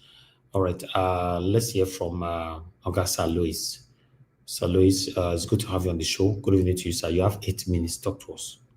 Hello, good evening, everybody. Good evening, Mr. Elvis, and my distinguished gentlemen and lady. Yes, and Mommy Diaspora, thank you very much for this opportunity. You know, I've just been, I didn't really join on time to watch the great man when he came on board to speak. But I was just following up, so I went out to do some school run. So when I came back, he already finished. So I think Black Panther was talking when I joined. There's one thing I've noticed since this young man took over Burkina Faso. You see lots of African youth, Nigerian youth, they're all running towards him. You know, they're all kind of subscribing to him. What does that tell you? It tells you that for many years there'll be some sort of leadership deficit. It tells us that the Nigerian youth, majority of them, they'll be looking for who to look up to as a leader. Nigerian youth don't have leaders. They don't. They are hungry for someone that will lead them. So, even though the man is not directly connected to the Nigerian youth, they just love his ideology. Because why? There are millions of Nigerian youths today that don't believe in traveling abroad. They don't even want to. They just want to live in Nigeria and do things well and have a better life in Nigeria. Some of them traveled, they want to return. Some of them traveled, they've built a life of their own outside. But if an opportunity comes for them to go back, they will go back. Many of them are abroad for some reasons. Things are not working back home. That's the reason why they are not. Some of them are professionals. You know, they cannot go back home to use that same skills or qualifications they've attained over the years to work back home, because that will just take them back to poverty. If we were to look at the amount of salary, the salary that is being paid and the inflation and everything. What is the rate of our inflation today? A medical doctor cannot even take care of himself and his wife and his children. You know, so things are really tough. And how are we going to get Nigeria out of this current situation? How are we going to start? Who are the people that will lead this movement? Where are we going to start from? It's a very tough thing. You know, it's easy for a country like Burkina Faso to have someone just come in. It's easy. What's the population of Burkina Faso? I think it's not up to 20 million people. Nigeria is a very big country. You know, people do not understand how big Nigeria is. And it's so unfortunate that over the years, the religious leaders and all that, they've all become part of the problem. Majority of them. And this set of people, they lead large numbers of the Nigerian population are religiously controlled. So they are part of the problem. So how do we, you know, where are we going to start from? You see, the young girl that killed herself, this young man was speaking yesterday, said, you know, the situation is not enough for her to, but she's already dead. She's gone. And I think that tells us that we should try to treat each other nice. Some people are not strong enough to handle some things. Some people can go through hell, they'll still stand and they'll still be hopeful to say, you know what, I'll get out of it. Some people are hopeless. Even with their hopelessness, they're still trying to hold on to life. But not everyone is that strong. Some people can't handle what you can handle or what I can handle. Just a little thing, they just feel, you know what, it's ended, I want to go. And someone, just that smile you give to someone, that brotherly love you show to someone, that care can save a life. You know, I've seen situations where people who were feeling suicidal had another chance to live just by a encounter they had with the person, by a word of encouragement. I think as we go on, you know, I pray that, you know, may we become an instrument of God's peace. That everywhere we go, you know, we not just people we, you know, have a reason to want to hold on to life when they come in contact with us. I just pray that this platform will raise men who will be, that is so shameful and painful that a young lady like that, she's gone. You know, the older ones are there, the younger ones are going. One begin to wonder what is happening. Nigeria has become a gerontocratic state. We don't have democracy, we have gerontocracy. Old people want to hold on to power.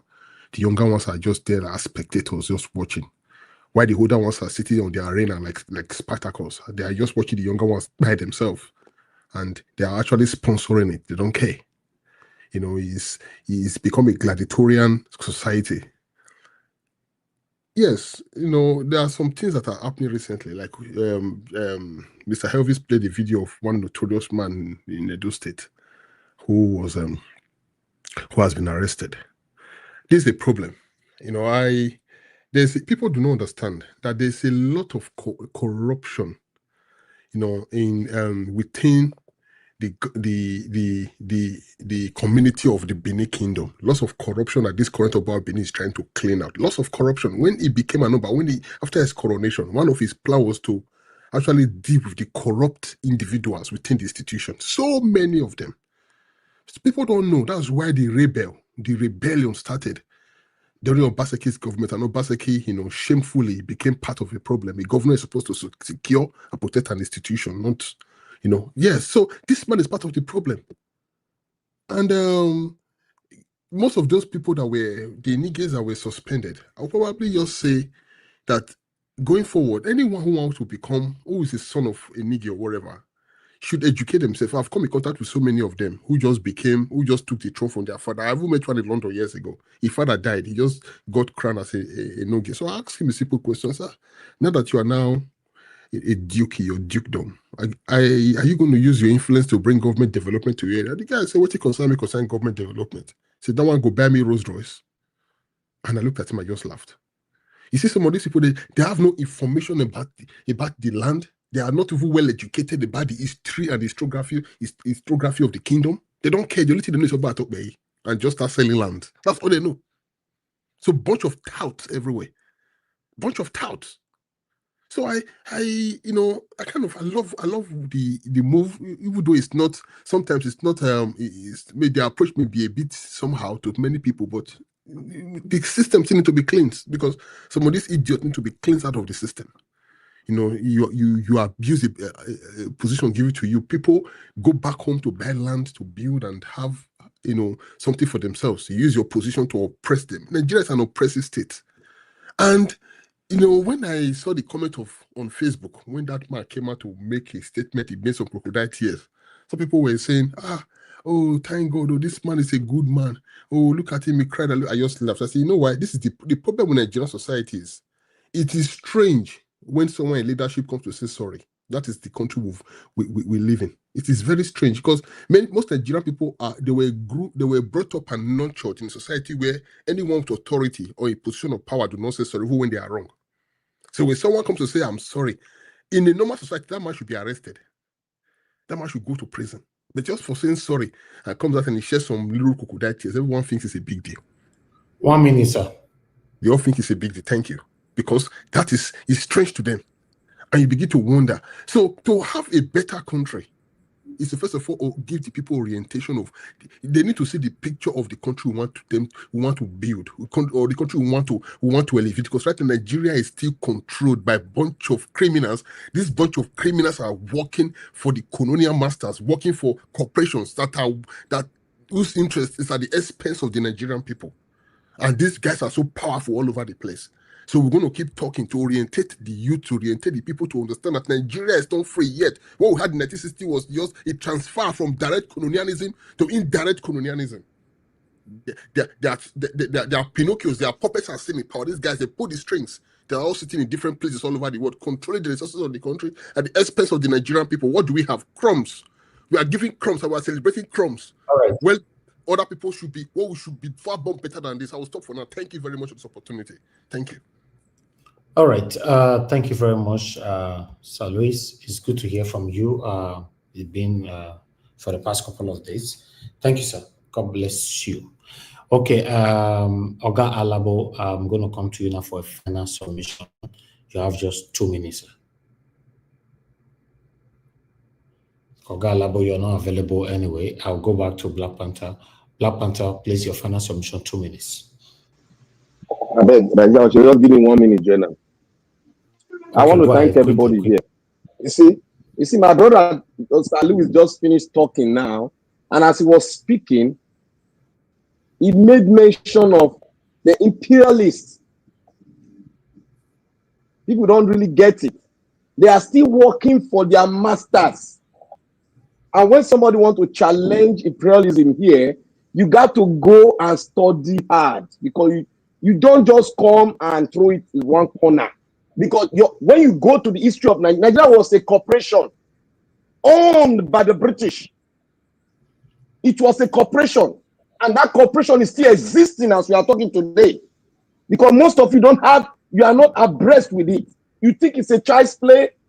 You think Burkina Faso was a child's play. Their central bank, their currency is produced by France. Before they got out of that, a lot of life went down. When Sakara came, the imperialists brought him down using his best friend, who is father, tutor and paid his school fees all throughout the university. It brought him down. And now a man bought Sankara's idea. He was second lieutenant to the man that was in power. But when he saw that the man in power that took over was dancing to the tune of the imperialists, he now took him down and now came to power. That is how this man of Burkina Faso came to be. And all of us, many Nigerians today, don't know the genesis of this corporation called Nigeria. We are just thinking that we are a country massive. No, we don't have good leader. You cannot have a good leader if you have not broken if you have not broken that cocoon. You can't have a good leader because all of them goes to the imperialists to kiss the ring and come back. And they said to you rhetoric, which you will buy and say that is another idea. If you don't know anything, if you don't know the subject of imperialism and you've not studied it very hard, don't even think about fighting it or saying it's a lie. Don't think about it because your country was a corporation. That was why a girl gave you a name and you've been bearing that name for well over 60 years and you refuse to ask a question. As a new generation, you refuse to ask a question about the history of your country, neither even the history of where you come from, the Benin Empire. Most of you don't know it. That is why I wanted to challenge our barrister that came in, that you don't call Oba Benin His Royal Highness. Nobody bear His Royal Majesty apart from him. Because all the tributaries, all the kings that you see around the Benin Empire, they are all subject to it, and the Oba Benin nominate who is going to be the king there. They are subject to him. And most of the priests of Benin went there to become kings over there. They all have their roots from the Benin Empire. And when you say just a name, it looks like just a name. And you know the corruption in Nigeria, it will grow to that extent, they will not start talking down on our Oba. That is Nigeria for you.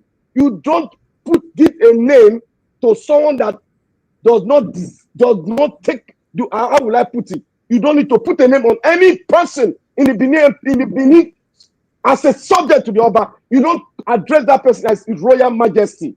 His Royal Majesty is a might that you put on the person who they are subject to. You don't put it on the person that is subjected to the Benin Empire. You don't do that because we all know the history of Benin Empire. You cannot, when the other Obas were existing before this Oba now, you dare not, his father, you dare not say His Royal Majesty to his own subject. You dare not say it. You are being brought down.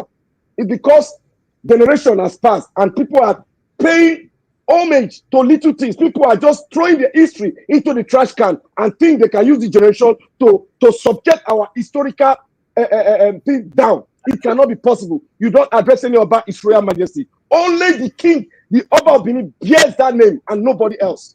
Thank you. I appreciate you, Black Panther, for this particular submission. You know why? I'm looking forward to people who fought heavily Obaseki on his satanic moves or activities during his time as the governor of Edo State. I'm waiting for the same people to come in now and criticize this obvious satanic move of Okpebolo. Because we do not know, so we do not understand now be this. At the beginning, everything looks like Okpebolo is the son of our king. He's so close, he's a friend. I never know what will happen. I don't want to talk because these are sensitive discussion. I prefer to leave it for my panelists to discuss it rather than myself. But this one, so, who Okpebolo do so, I'm waiting for those satanic people who criticize Obaseki that cannot have the guts now to criticize this particular one. Some of them don't pretend and say they don't know what they happen. They don't hear what they get, their ear don't block. Please, Mr. Elvis, what did he do, please? You know? So it's crazy. A Black Panther, explain what he did to him, please. I don't really want to be part of it. Yeah, he went and addressed the subject to the Oba of Benin, a king. He went and addressed that king as His Royal Majesty. And people thought, oh, it's just a name, accurate name. No, it's not just a name. Not address. He appointed him. He appointed him officially. So people just come when our barrister was saying it is not just a name. You can't address the subject of King of England as His Royal Majesty. You can't. At the moment, so when we have two bodies, or rather two people. You cannot allow to call my Oba anyhow. We have two persons in the donor that we address as the Royal Majesty. Two. Okpebolo have appointed another one. I'm waiting for those people who wanted to eat Obaseki raw. Yes, for his wrongdoing. Some of them don't quiet now. They're not. So this nonsense Okpebolo did. In what senatorial district, please? I need to find out about this. I think I've forgotten in senatorial district too. I don't remember. I just got angry when this whole thing just coming up. People take this as mere name. His Royal Majesty is a might. You put upon somebody higher. You don't put it upon the subject who came from the palace, who was appointed from the palace. Historically, is there. It's there. It's not by my making. It's there. Trace it down to Agbo. It's there. They are all emanate from the palace of the Oba of Benin. If anybody doesn't know about history, that's why I said, if you don't know about the history of you cannot fight a true just cause for the Benin Kingdom. Benin Kingdom is mightier than what this generation has seen today. If you see where your forefathers came from, where they were fighting from, extend to the Republic of Benin, to the Benin Republic. That's where we fought. The Benin Empire expanded into. So when you just take it as main name, that was why I'm not agreeing with what our barrister said. It's above that. Mr. Black Panther, please. Did he come to justify the appointment of that man and Webolo's addressing him as His Majesty? Did the barrister justify that? I need to watch the video again from the beginning. The barrister was saying it's just a mere name that people is just trying to. That doesn't matter. It's just a mere name. It's Royal Majesty, it's Royal Highness. You can call it anything. It doesn't matter. That is how they play the ball, and they want to come. The next thing, they will now stand like Obaseki, stand shoulder to shoulder with my Oba. It's not going to happen, and it will never happen. Nobody can force it to happen. If it have, that person will go down. All right. Thank you very much. I appreciate you.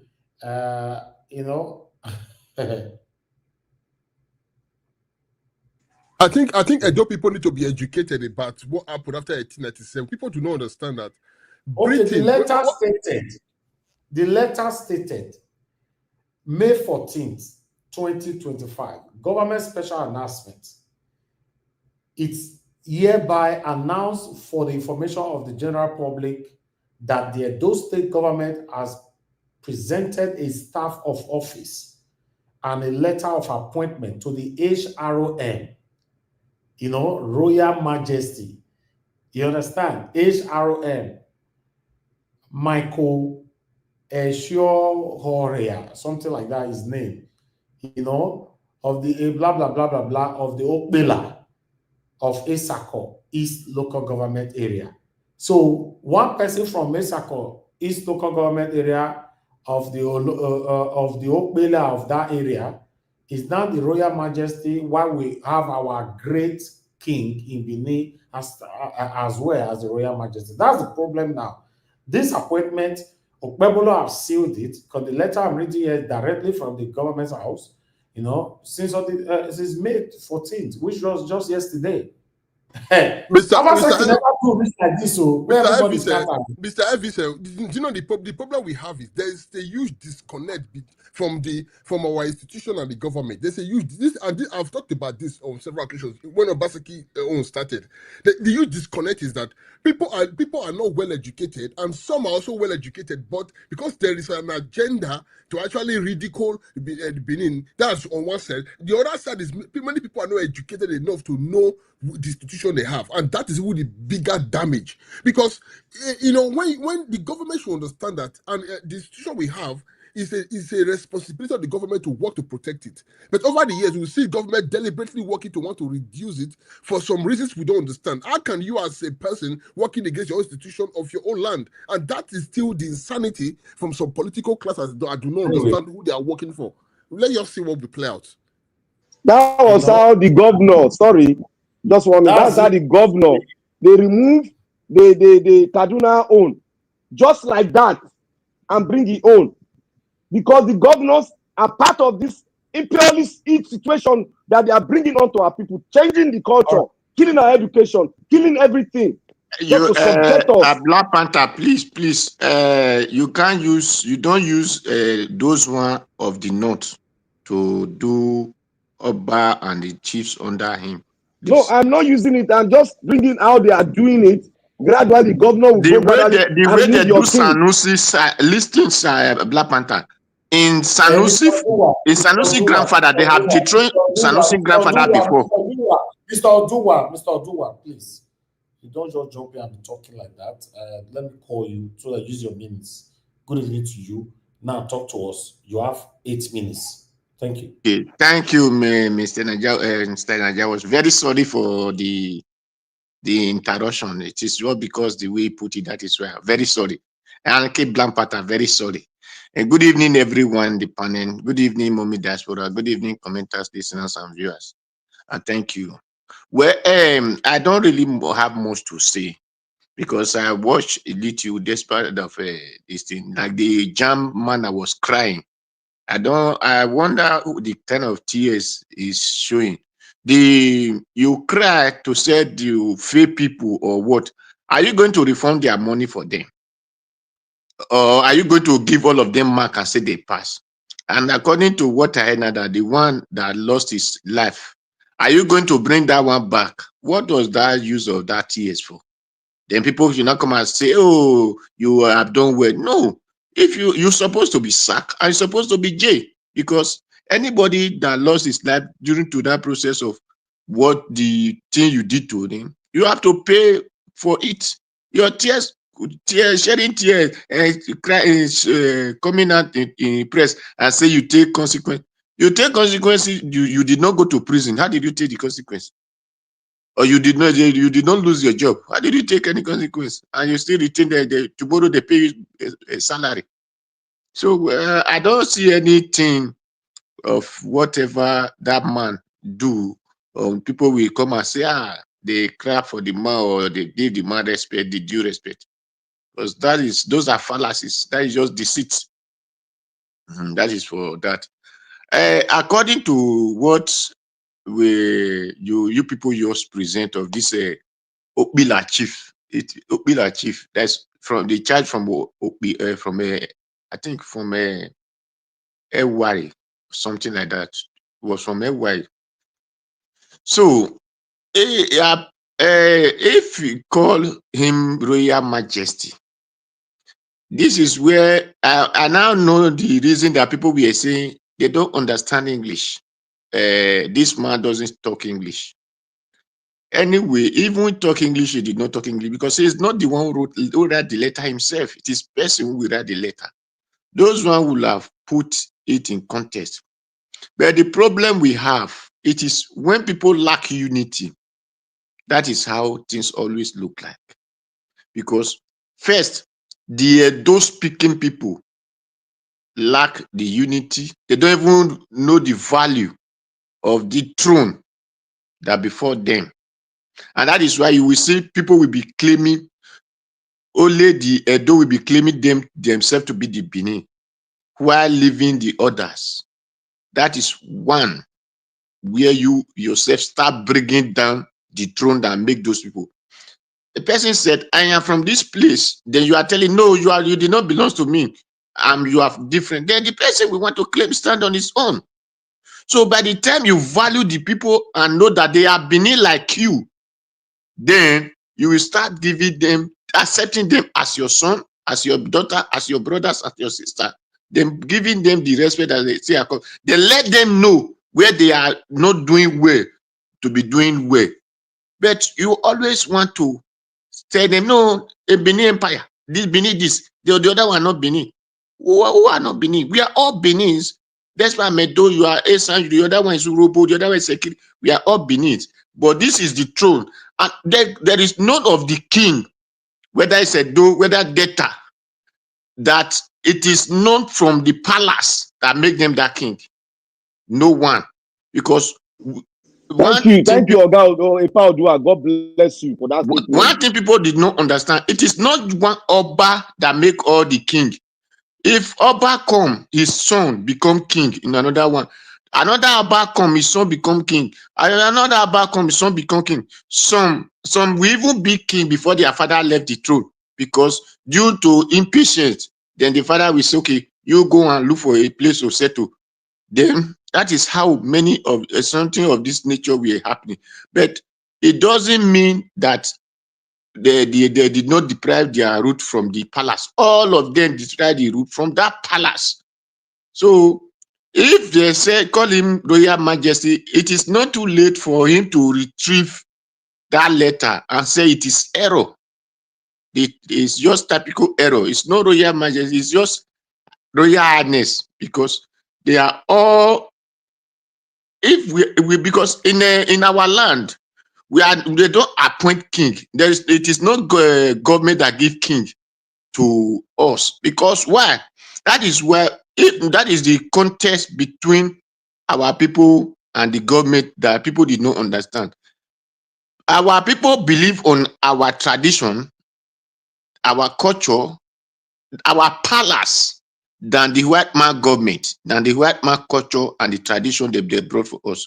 But people who enter those power, they think that people are supposed to be valuing them, because we don't see the spiritual in those they are white man own. But our people believe that in this our tradition, there is spiritual that rely on it. So that is the fight that people are fighting. So for those, you see those people who are trying to ridicule our customs because they did not understand anything. They doesn't know the spirituality or that we claim over it that enable us to value our property. To them, it doesn't supposed to be valued, but they want you to value their own, the way they live their life, the way they tell you to do. They want you to value them. So that is the contest, a bone of contest that you see the ignorance will be contesting with the Edos and the Benin and try to go to throw their man to the big house. Where it is not too late, as I said, it is not too late for the government body now to write the letter. As you don't, even the Obila is not the one that appoint, because the spirituality did not come from the white man government. The spirituality derived from the tradition. And that is why any of them that want to enter the throne, they must still pass through the spirituality before they enter the throne. So that is what we have to let him send back the letter. And if it is like that, the palace, it is the duty of the palace now to send message to the government and said, this is what I just heard. How this is the position, because I believe Monday Okpebulu, the English could not understand it that way. He might not think, because the way people give him, so he just take it that way and say, it's Royal Highness. No.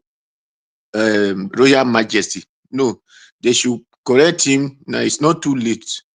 The Oba secretary can do that. So that's the only what I have to say. Thank you, Mr. Njawash.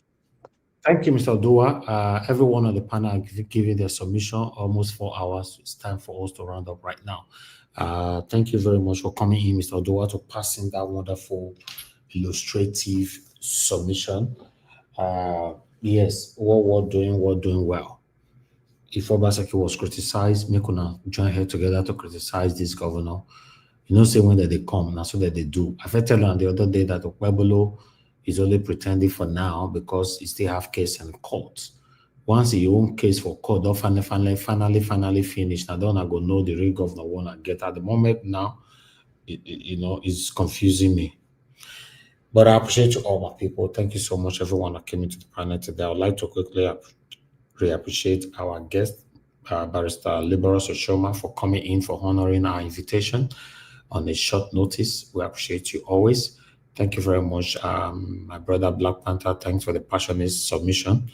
You show once again that you are realistic over your pursuits. Thank you very much, Mr. Jonathan. I appreciate you, sir. Thanks for all that you do. Thank you, Tiobala. Thank you, Mr. Alabo, Sir Louis, and Mr. Odoa. God bless you all. Madam Patricia was with us earlier on. It was good to hear from you, man. Thank you very much for joining us today. The only call that came in today was Madam Deborah. Thank you very much, man. I appreciate you for always keeping to that consistency. And those of you that supported the sorry, I was busy. Sorry, the time. Yeah, but we are we are round up now, Mr. Alabo. I know. I'm just apologizing. Okay, sir. Thank you very much. Thank you. It's okay. Julius Anthony, thank you very much. I appreciate you. And Jaja, thank you for your super chat earlier on. While our people on the comment section, mother for all Mommy Diaspora, thank you very much, Mommy. I appreciate you always for all you do for us here. Abo Azi, thank you very much for your selfless service. I appreciate you always. Thank you very much, everyone. Right there, I can see Ikeshuku. Thank you very much for your time with us. I appreciate you, sir. Thank you, Madam Peggy Modi, Madam Ame Bright.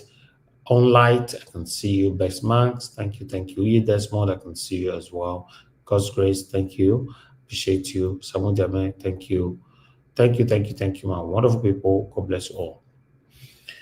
We've come to the end of this broadcast. I'll beg for you guys to allow us end the show now so we can continue again tomorrow, fingers crossed, from where we stop today.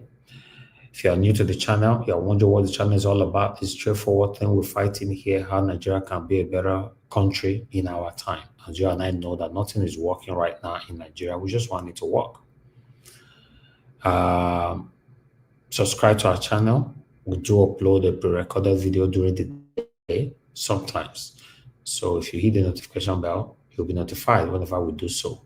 Or you'll be notified whenever we come live like this so that we all can interact together. My people, have a good night and bye for now.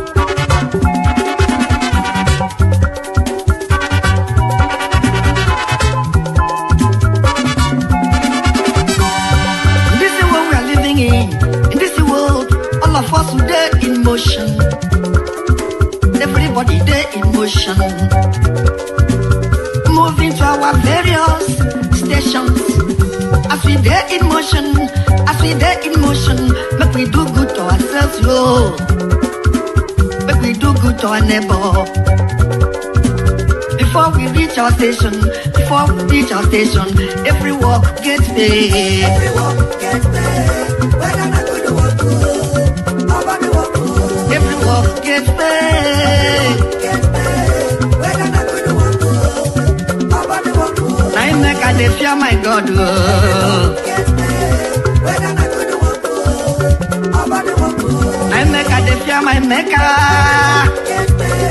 Whether not good or good, nobody walk good. Whoever will come and go on song, organize.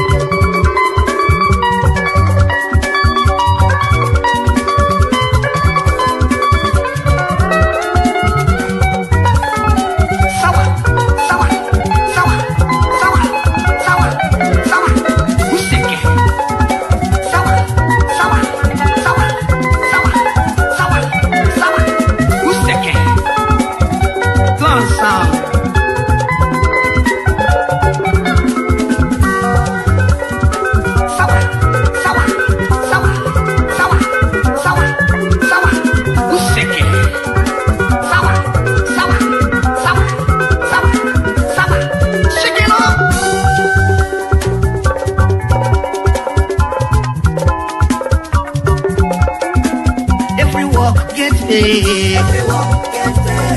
Whether not good or good,